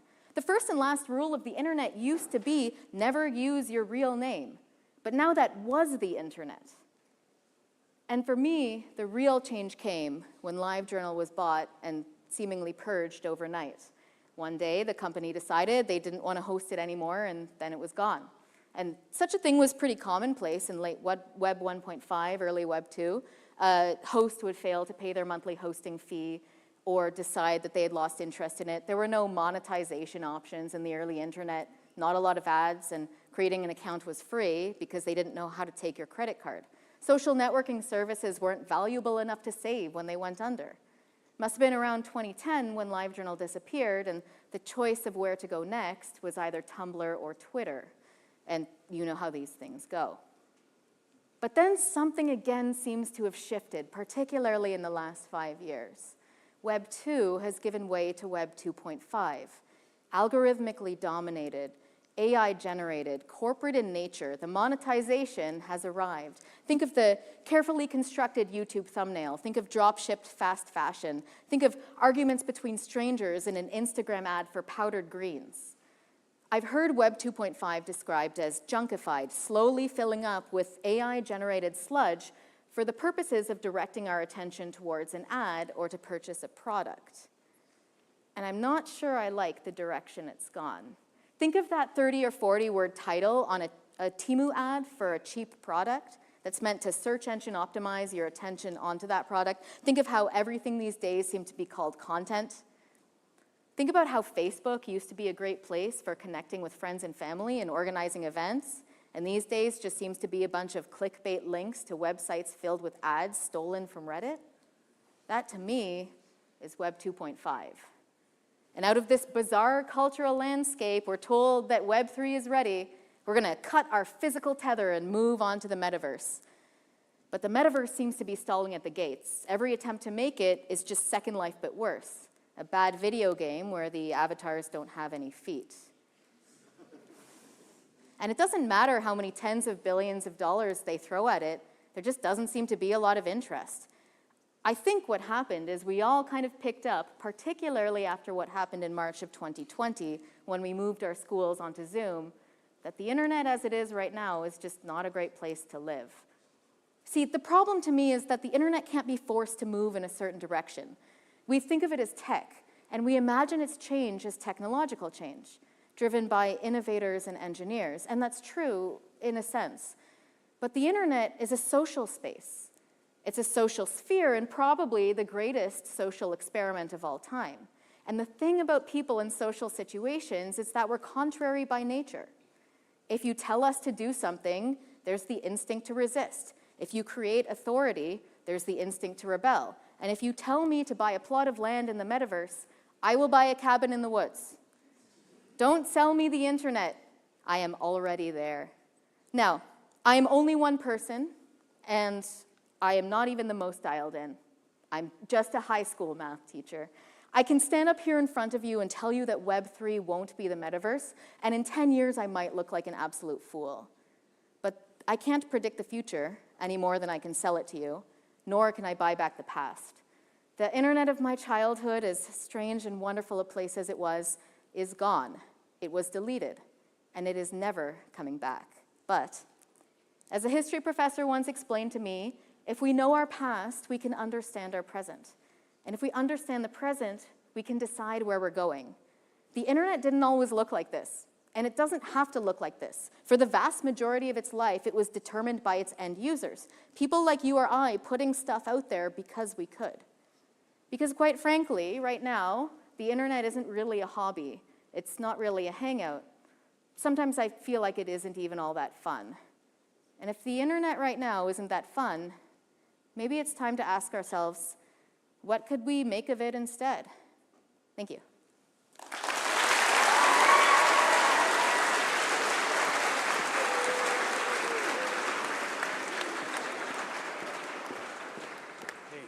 that was awesome. Thank you. It was great. Thank you. Thank you.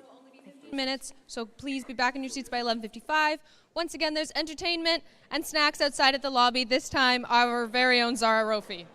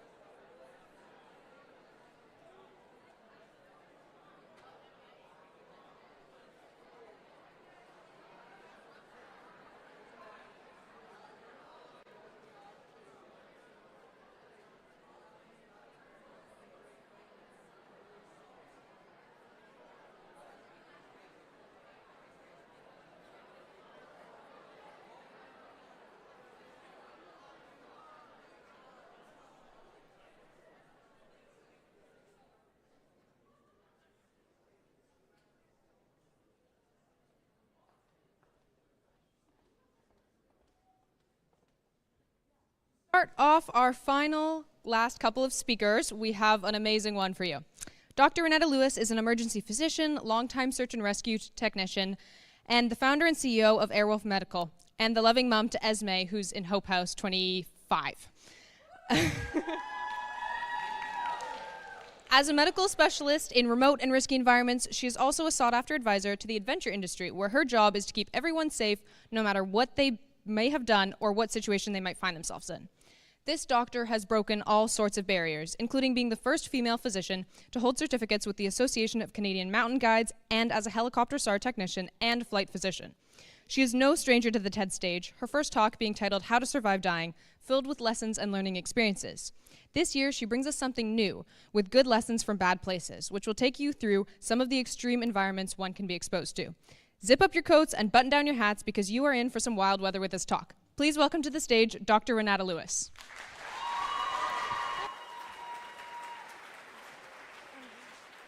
Thank you.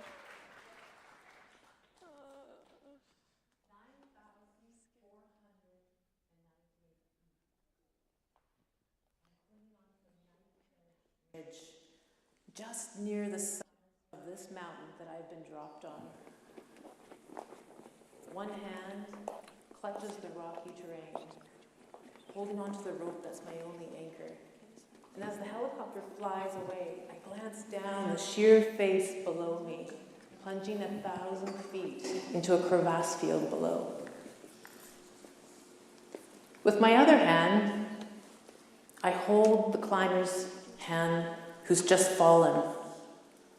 And I tell her over the wind, everything will be okay. She's crying mostly from the pain of a badly broken leg, and she has cuts on her forehead and her cheek that drips blood down onto her jacket. She's cold, shaking, and exhausted, barely conscious, but she still manages to tell me what's just happened. How one large stone let loose just above her and knocked her off, and somehow miraculously she had fallen onto the small ledge, not much bigger than my own front door. And I can tell by her drifting wide eyes how hurt and scared she is.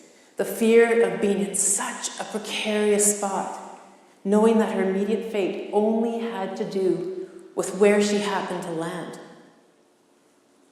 And I'm sure we are both silently thinking the same thing.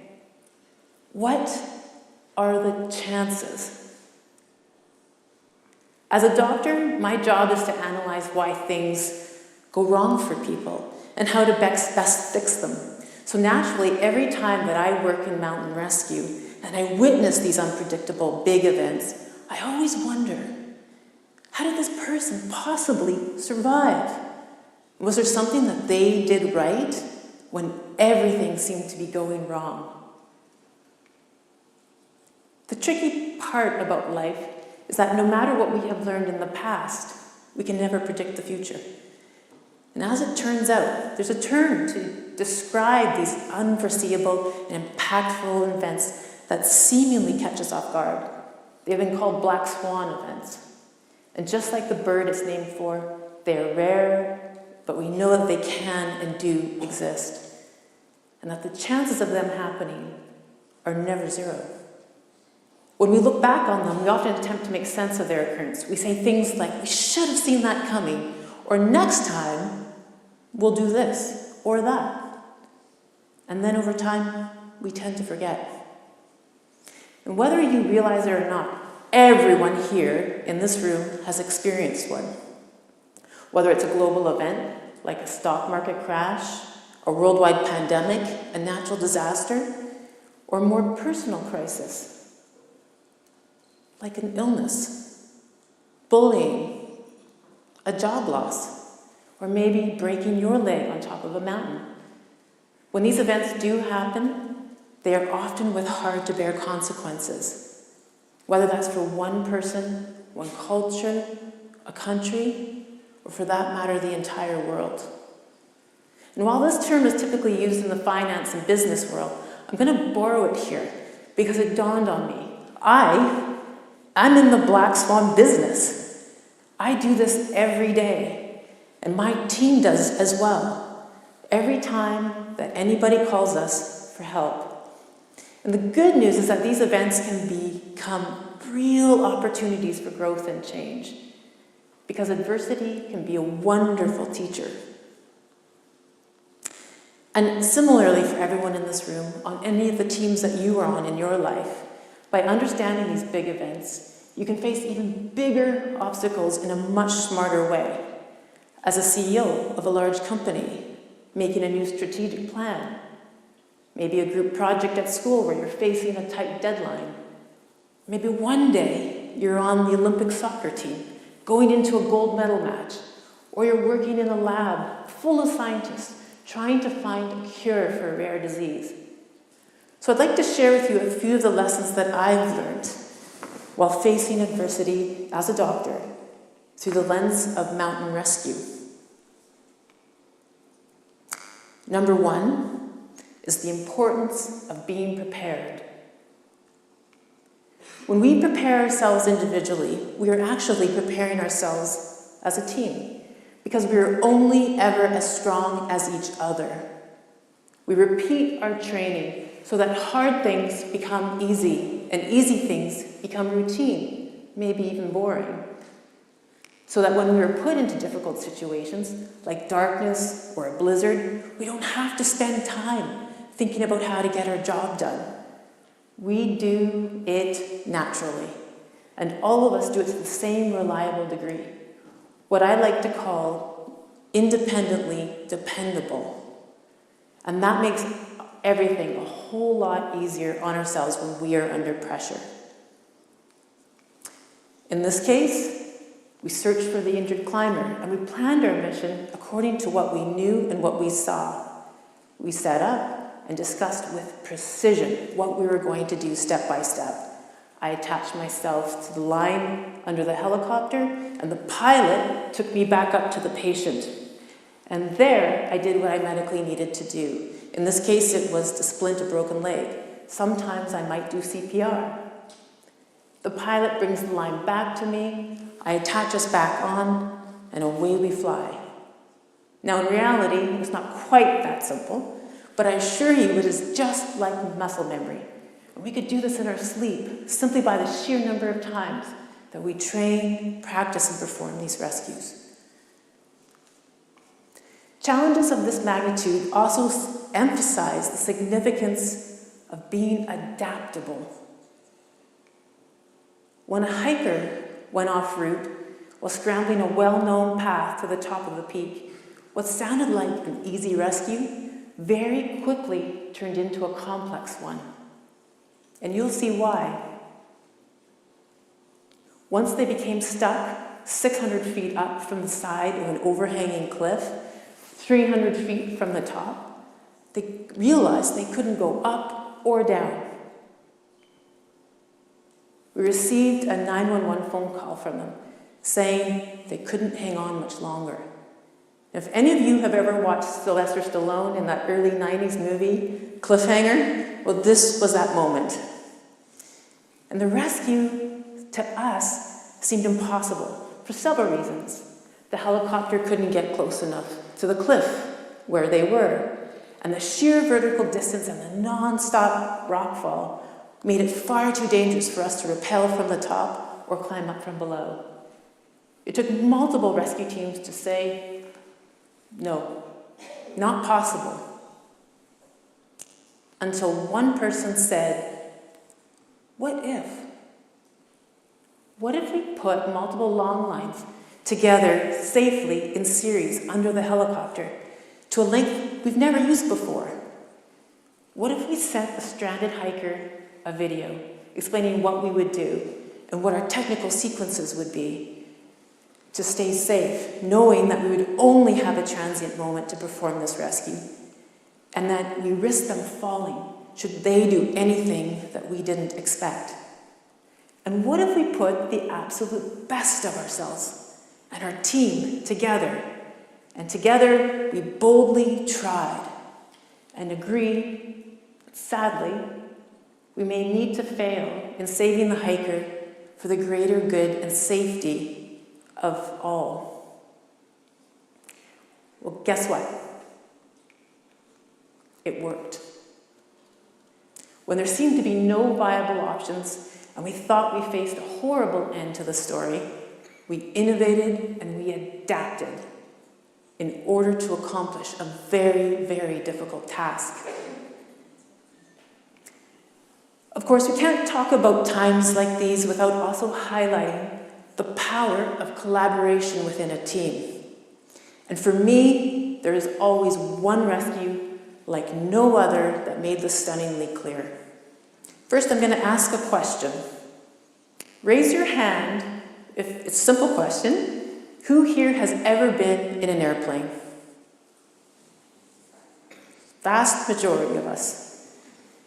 Now, how many of you have ever thought, even for a split second, what would happen in the very unlikely event that this airplane crashed?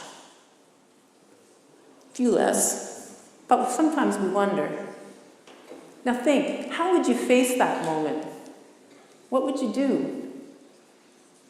Now, I've never been in an airplane crash, but let me tell you about the time I went to one. After a Mayday call had made its way back to our dispatch, we knew 5 passengers and a pilot had crashed into a mountainside in a very remote area, nearly an hour's flight time away from us. All we knew was that people were hurt and the pilot was unconscious and in critical condition. And as you can imagine, a lot goes through your mind when you have an hour to think about what's going to happen at an airplane crash when you get there. Will we find them? What exactly will we find? Well, when we arrived at the crash site, I remember thinking for a split second that it was like a movie set because of the unreal appearance of what we saw. As much as I have trained for emergencies, I have never been the only doctor for such a disaster. I had never felt so alone. The helicopter hovered, and I jumped out with my bag and I ran towards the survivors over the mangled metal and debris that was scattered everywhere. And I could hear the constant beeping, beep, beep, beep, of the emergency ELT beacon, as if the airplane had its own pulse. For half an hour, I raced to assess, prioritize, and manage all those 6 patients, while the clouds had descended and made it impossible for anyone else to arrive to help. And I recall during one distinct moment, listening through my stethoscope for breath sounds on the chest of the pilot. And while at the same time I could hear the sounds of aircraft from the Coast Guard, the military, and 2 air ambulances circling overhead, unseen, unheard, and unable to land. And that was perhaps the longest 30 minutes of my medical career. And I counted each second as they went, because I felt outnumbered, outpaced, and overwhelmed by everything that was happening all around me. So you can imagine my relief when the weather improved and the clouds finally began to lift. And one by one, I heard the voices of fellow rescuers coming in behind me, each one of them like a lifeline. And like a machine, there was a synchronicity that fell into place. One of the rescuers dealt with a patient over here. And over there, there was one that dealt with our radio calls, and yet another who was organizing gear and arranging transport for our patients to hospital.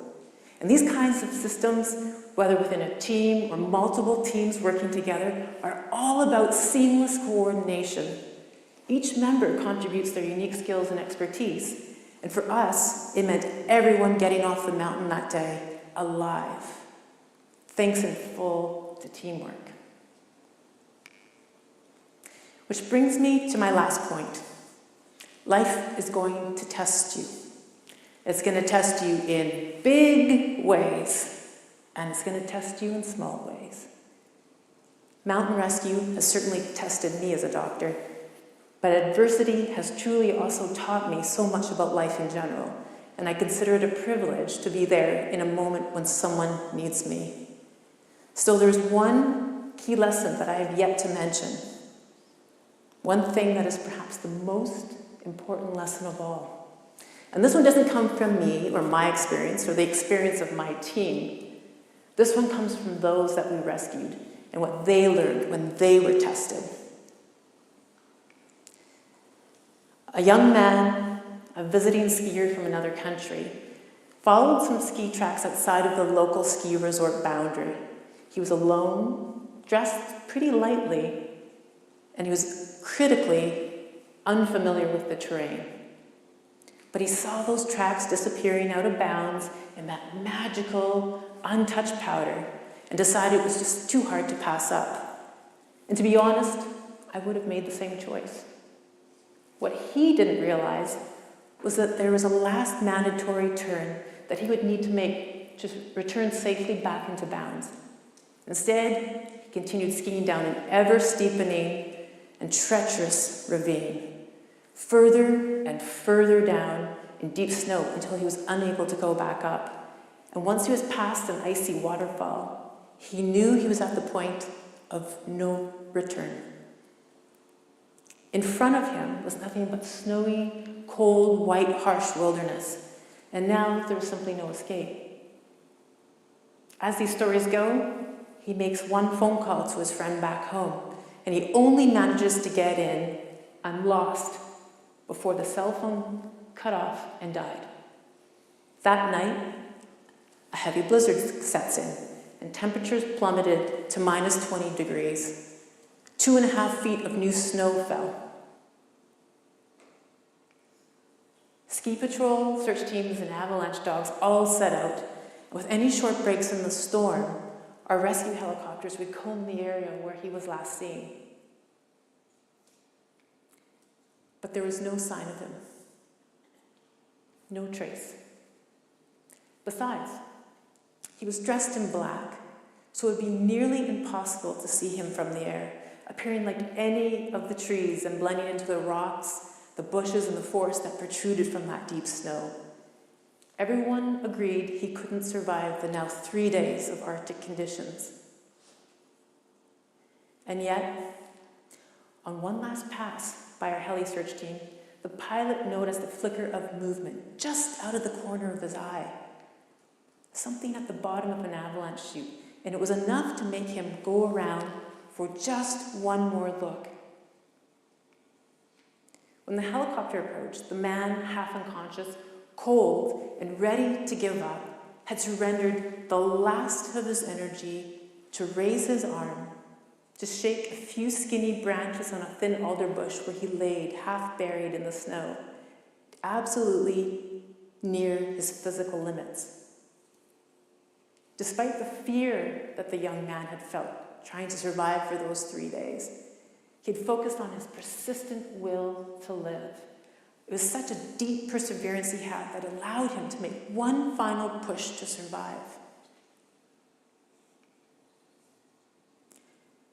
This is what resilience looks like. It is the greatest gift that you can give yourself and to those around you and on any team in your life, be it friends or family, anyone.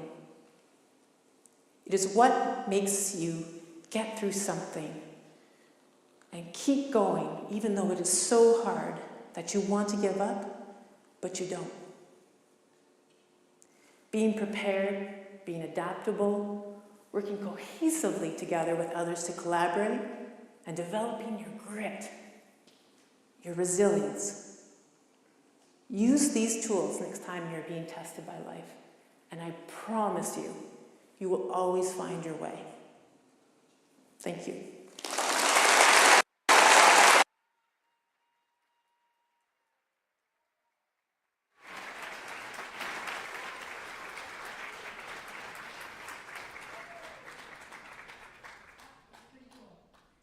Speaker is a grade 11 student. She's an aspiring golfer and an avid member of Brentwood's debate and public speaking programs.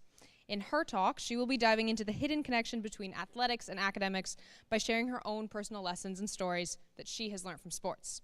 She hopes you walk away with a better understanding of the strength that can be drawn from athletics to succeed academically. Please put your hands together for Dara Meow.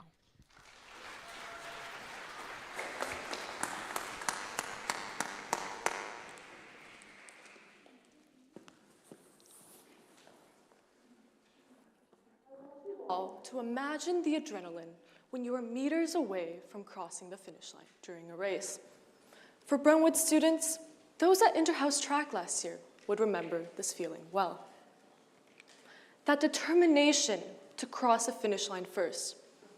For your house and your sibling house to proudly lift up the Interhouse trophy at the end of the year. Now look around you. Have you ever noticed the student athletes who radiate confidence and optimism and always pull out excellent grades? My name is Dara, and today I will be sharing with you the hidden connection between two seemingly different worlds by diving into the question, how does athletic dedication fuel academic success? I'm 16 years old. I haven't been to the Olympics yet, but I have been going to school for 11 years. And during this time, I have seen so many people around me either give up their sport to focus on academics or give up academics to pursue their sport. Little do they know, these two worlds are actually interconnected. The National Federation of State High School Associations reports that students who play a sport have higher GPAs than those who do not. In addition, over 97% of student athletes graduate high school, which is 10% greater than those who have never participated in sport. So how can our dedication to our athletics fuel our academic success? Well, let me tell you my story. Since the moment I could walk, my dad shared his love for sports with me. Whether it was swimming, skiing, volleyball, or golf, every sport I ever played was learned with my dad by my side, as he could adapt from being my coach to my teammate. At a young age, my dad introduced me to his favorite sport. And despite this photo, it's golf.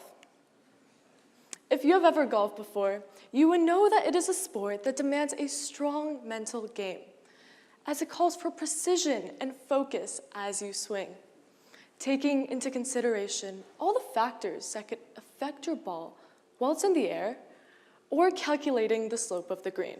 Could be a mathematical equation by itself. It was then that I realized I could implement the lessons learned to many aspects of my academic journey. Golf taught me the value of continuous improvement and learning. Perfecting a skill starts with building a strong foundation.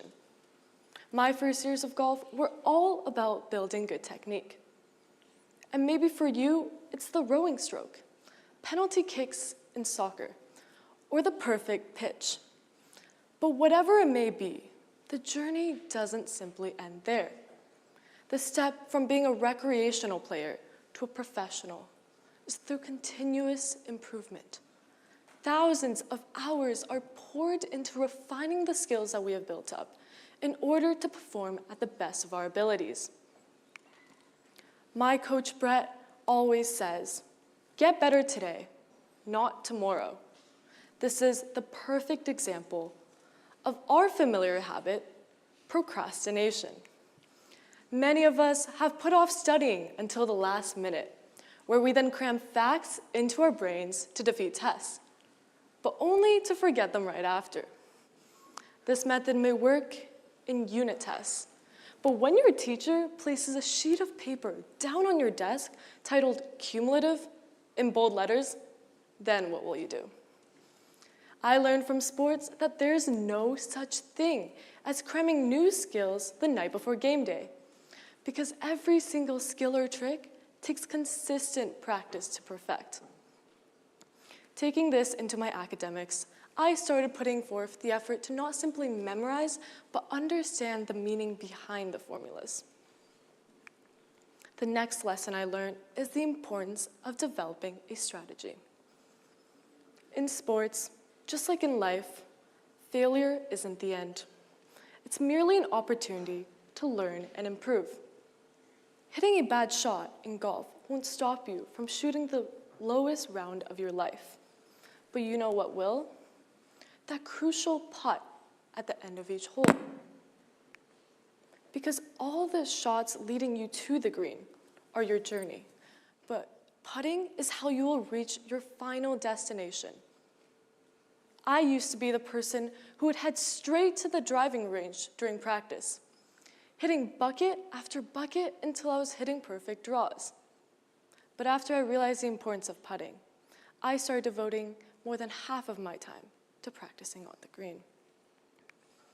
My friend Bonnie also golfs, and she has just started her freshman year playing golf at Harvard University. Yep, you heard me right, Harvard. So I asked Bonnie, how has golf impacted your academic journey? She told me that it has enhanced her analytical and decision-making skills, which she then translates directly to a school setting, where she analyzes and makes decisions effectively under a time crunch. Therefore, the key is to develop a sound strategy to tackle your goals, because every setback can transform into a great result. It's a lot like my journey with science. Back in elementary school, science was my worst subject. I just couldn't understand it. But starting high school, I applied the mindset I learned from golf and slowly began to love science. And the results definitely showed, as science was my best grade last year. The final lesson I would like to share with you today is not only avoiding procrastination, but enhancing the ability of time management. Crossing over to the reality of a student-athlete's lifestyle involves packed schedules, as we head straight to practice after school and start on our homework late at night when we finally get back from practice. But once we conquer these challenges and achieve the balance of both, we now have a unique advantage: the mastery of time management. This acquired skill paves our way to success, allowing us to make use of time efficiently in both worlds. As I was watching the 2022 Winter Olympics, I discovered my future role model, Eileen Gu.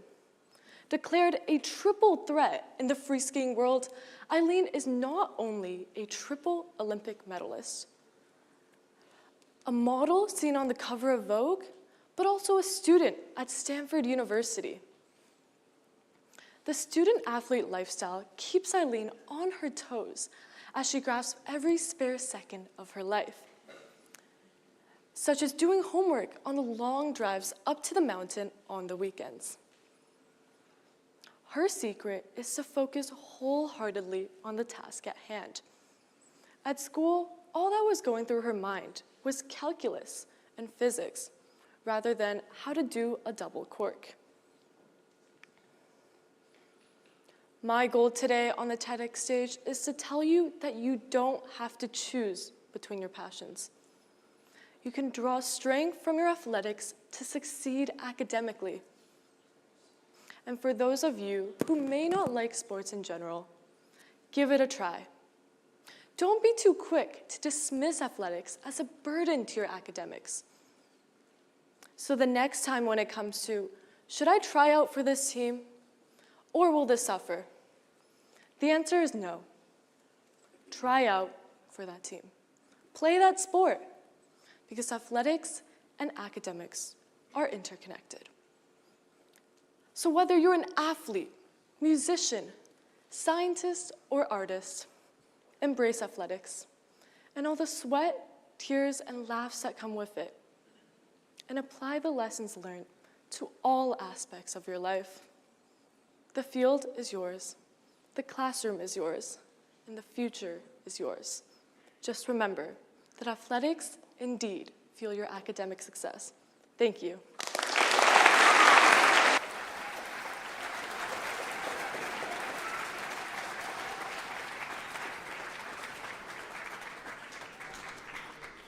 It's now time to introduce the speaker that'll conclude our third session today. Ryan Knighton is an author, journalist, and screenwriter who most recently worked as a consulting producer on the HBO show Billions, starring Paul Giamatti. He has written 2 memoirs, has written for the New York Times and the Globe and Mail, among several others. Knighton's writing has taken him around the world, picking up stories and lessons from everyone he meets. Today, Knighton lives with his family here on Vancouver Island in the village of Ucluelet. Surfing is his preoccupation and favorite hobby. So, let's all get ready to ride the waves of his talk together. Please, in a second, put your hands together for the final speaker of TEDx Brentwood 2023, Ryan Knighton with Nothing to See Here, Adventures in Blindness.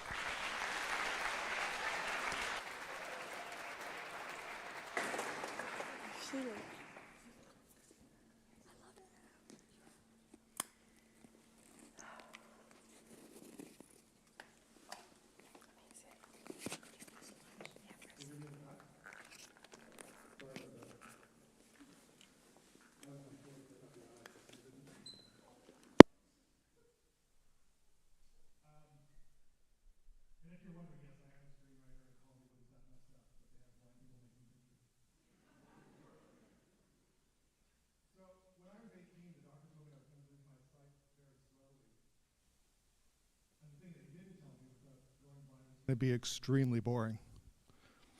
There's nothing to look at. So I started this project. In my mind, I called it Nothing to See Here.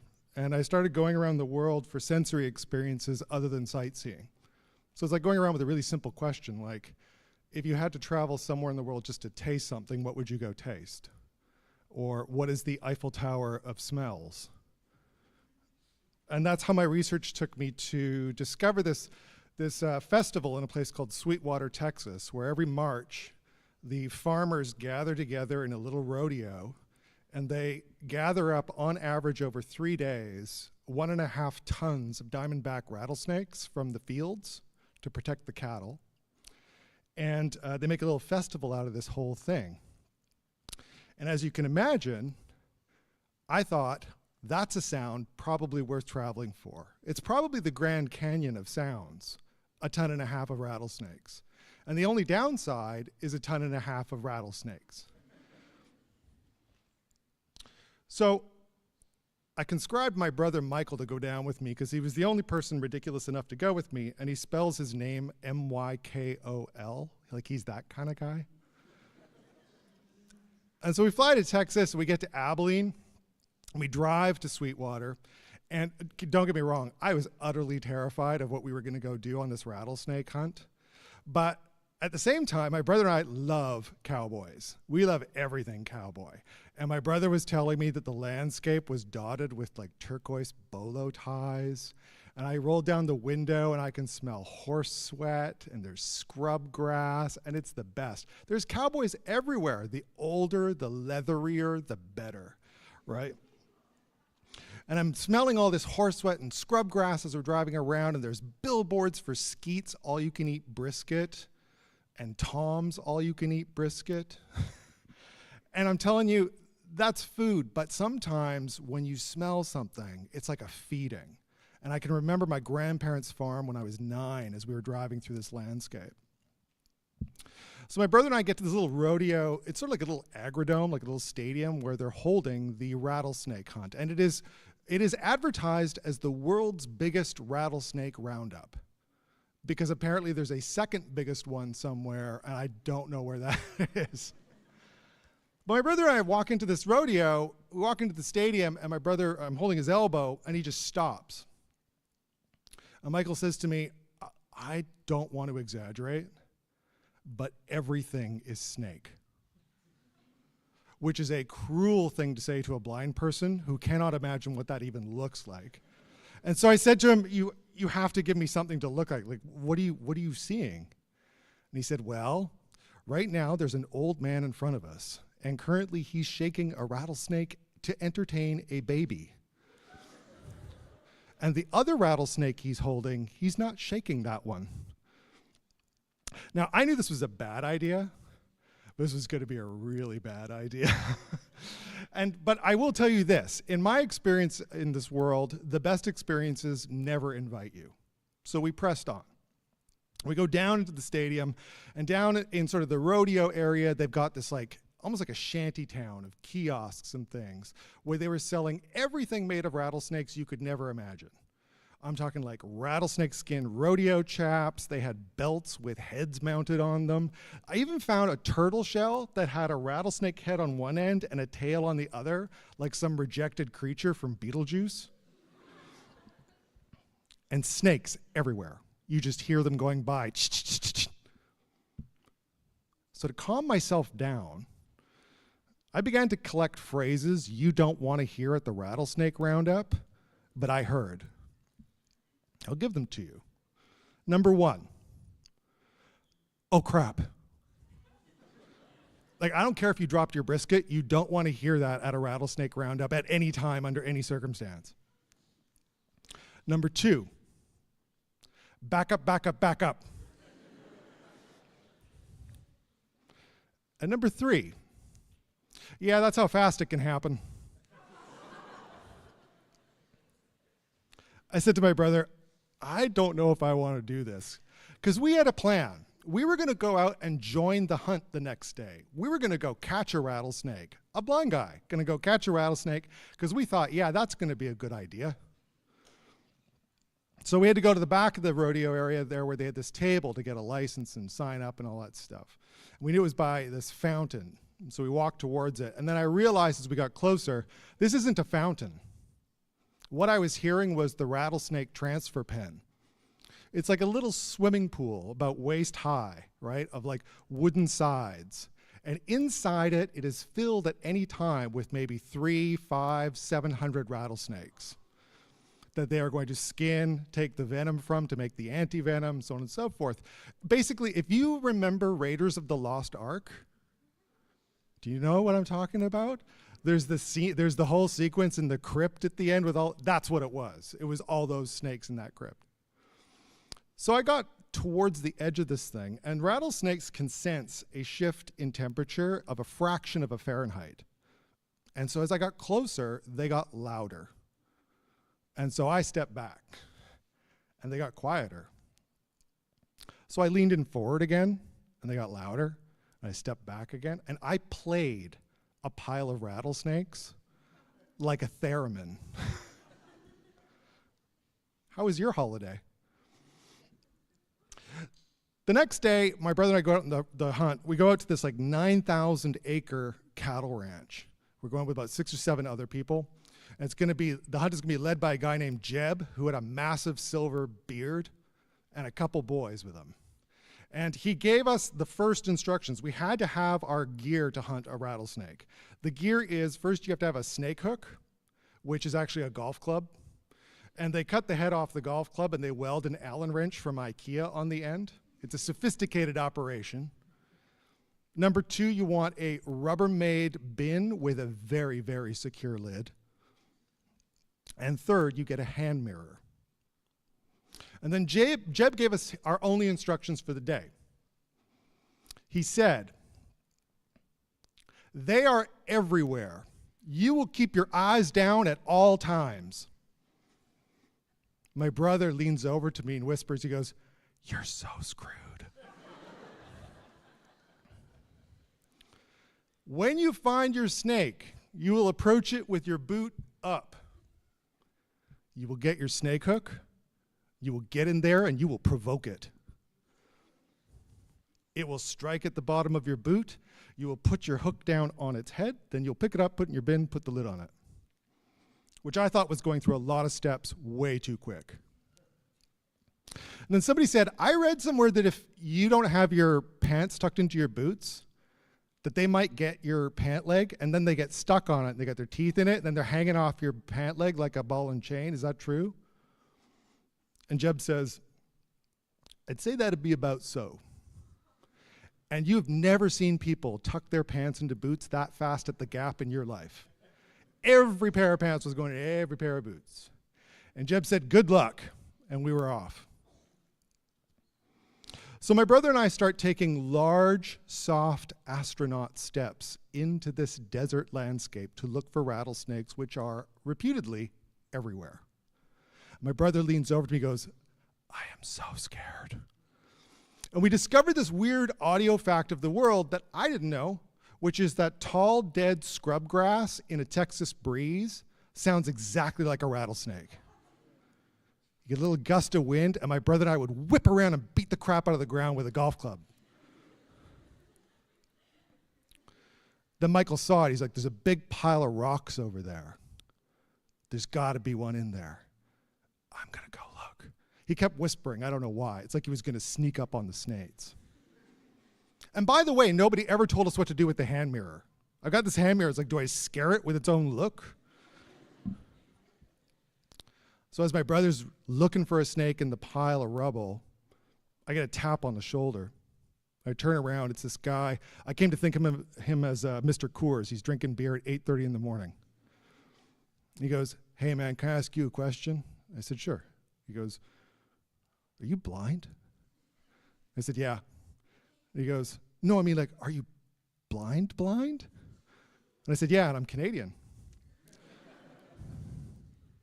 And he goes, God damn, you're the bravest son of a bitch I ever met. Bonnie, get the children. He is a blind guy. Bring the camera. We'll get some photos. Because I was about the most interesting thing anybody was finding in this desert today. So we had our little photo shoot. Me, Bonnie, and Mr. Coors, and the kids. As my brother is still digging around in the pile of rocks, we hear Jeb shout over the desert landscape, get your hands away from there. My brother's like, I am so done. So we walk down, we go about a quarter mile down this corduroy road. We find this old shack, and there's like piles of lumber, and there's an old car body. You just know there's snakes. And nobody's found one yet, so we are racing. Everybody is now competing. It's like we're storming Normandy. I'm going to get the snake. We round the corner of this little shack. I'm walking beside Bonnie, and then I hear her say it. She says to Mr. Coors, her husband, Hank, get it. And he says, I'm not getting it, you get it. She goes, I don't have the hook, Hank. And then I hear it, and this snake lights up right in front of me. And then I heard the most terrifying sound I've ever heard in this world. It went silent. And I don't know where to go. And it turns out later, I found out, the reason it went silent is because it was leaping up into the air to try and take off Bonnie's face. It missed, and then I heard my brother shout, it's for real. The boys start calling Jeb, Daddy, it's a big one. And then this snake booked it under this little shack, and I heard the coolest thing. Its tail hit the wooden floorboards underneath, like a kid dragging a stick on a fence. They all spent about 20 minutes trying to get this thing to come back out. And I just kind of got disgusted with the whole thing. I'm like, what am I doing here? This is stupid. This snake has evolved for millennia, and it can make one sound. And that one sound is to tell you, I'm here, leave me alone. So I decided I was done. We turned away. I started walking back through the crowd, and then I heard familiar phrases that I know. Somebody says, oh crap. A bunch of people go, back up, back up, back up. And you know somebody's thinking, as they're looking at me, yeah, that's how fast it can happen. So my brother's not to be deterred. I don't need to remind you about how he spells his name. He's like, no, we're going to do it. You're going to feel a snake. We're going to figure this out. So we go back to the rodeo, and we discovered there is a power. It is a magic power that if you tell people that you are blind and you are from Canada, you can do anything you want. I judged the rattlesnake cook-off. I rode mechanical bulls. People gave me their guns and let me shoot them, just aiming my shoulders. Because who's to discriminate? And then my brother found the pinnacle, the greatest thing ever. The Miss Sweetwater Snake Charmer Beauty Pageant.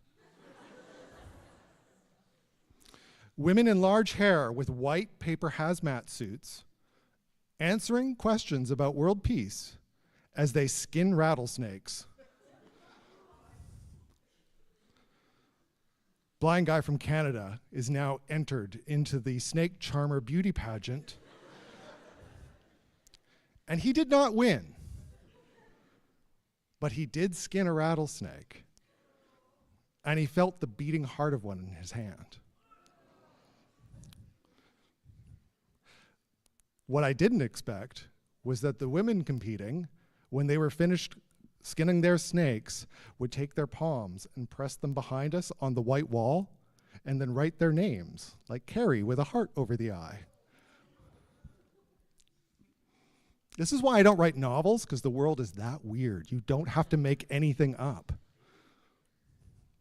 What's the takeaway? The takeaway is not a lesson for you about rattlesnakes, nor to tell you please don't go and skin rattlesnakes in beauty pageants in Canada. That's somebody else's practice. But what my takeaway is this for you. It's this. I want you to think for a moment about what a story is.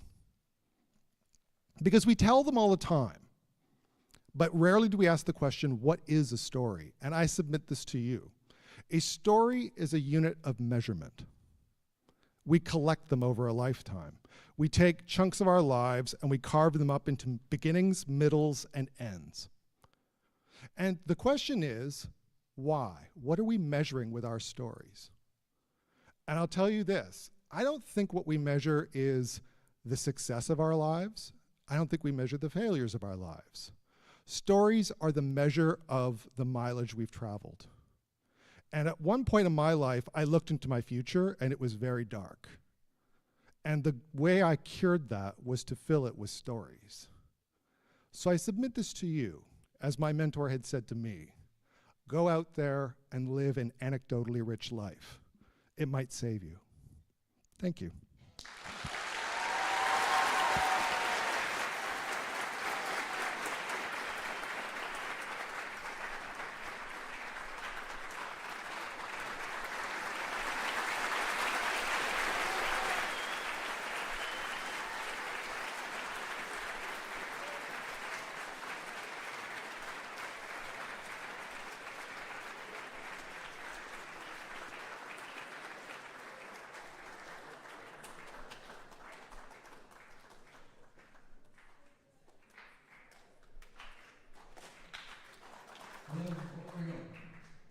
All right, can we have the house lights come up? That's pretty awesome. There you go. Those are 9 speakers. That's your 10th annual TEDx. Let's have a round of applause for everybody.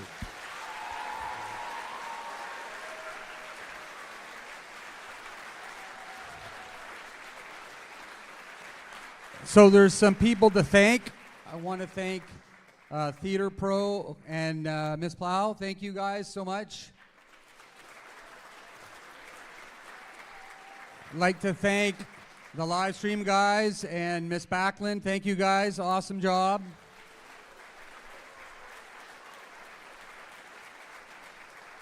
I'd like to thank all the volunteers as well. All the volunteers, great job. Food services, guys, so you guys had snacks. Our entertainers and Mr. Nunes and Mrs. Widmeyer.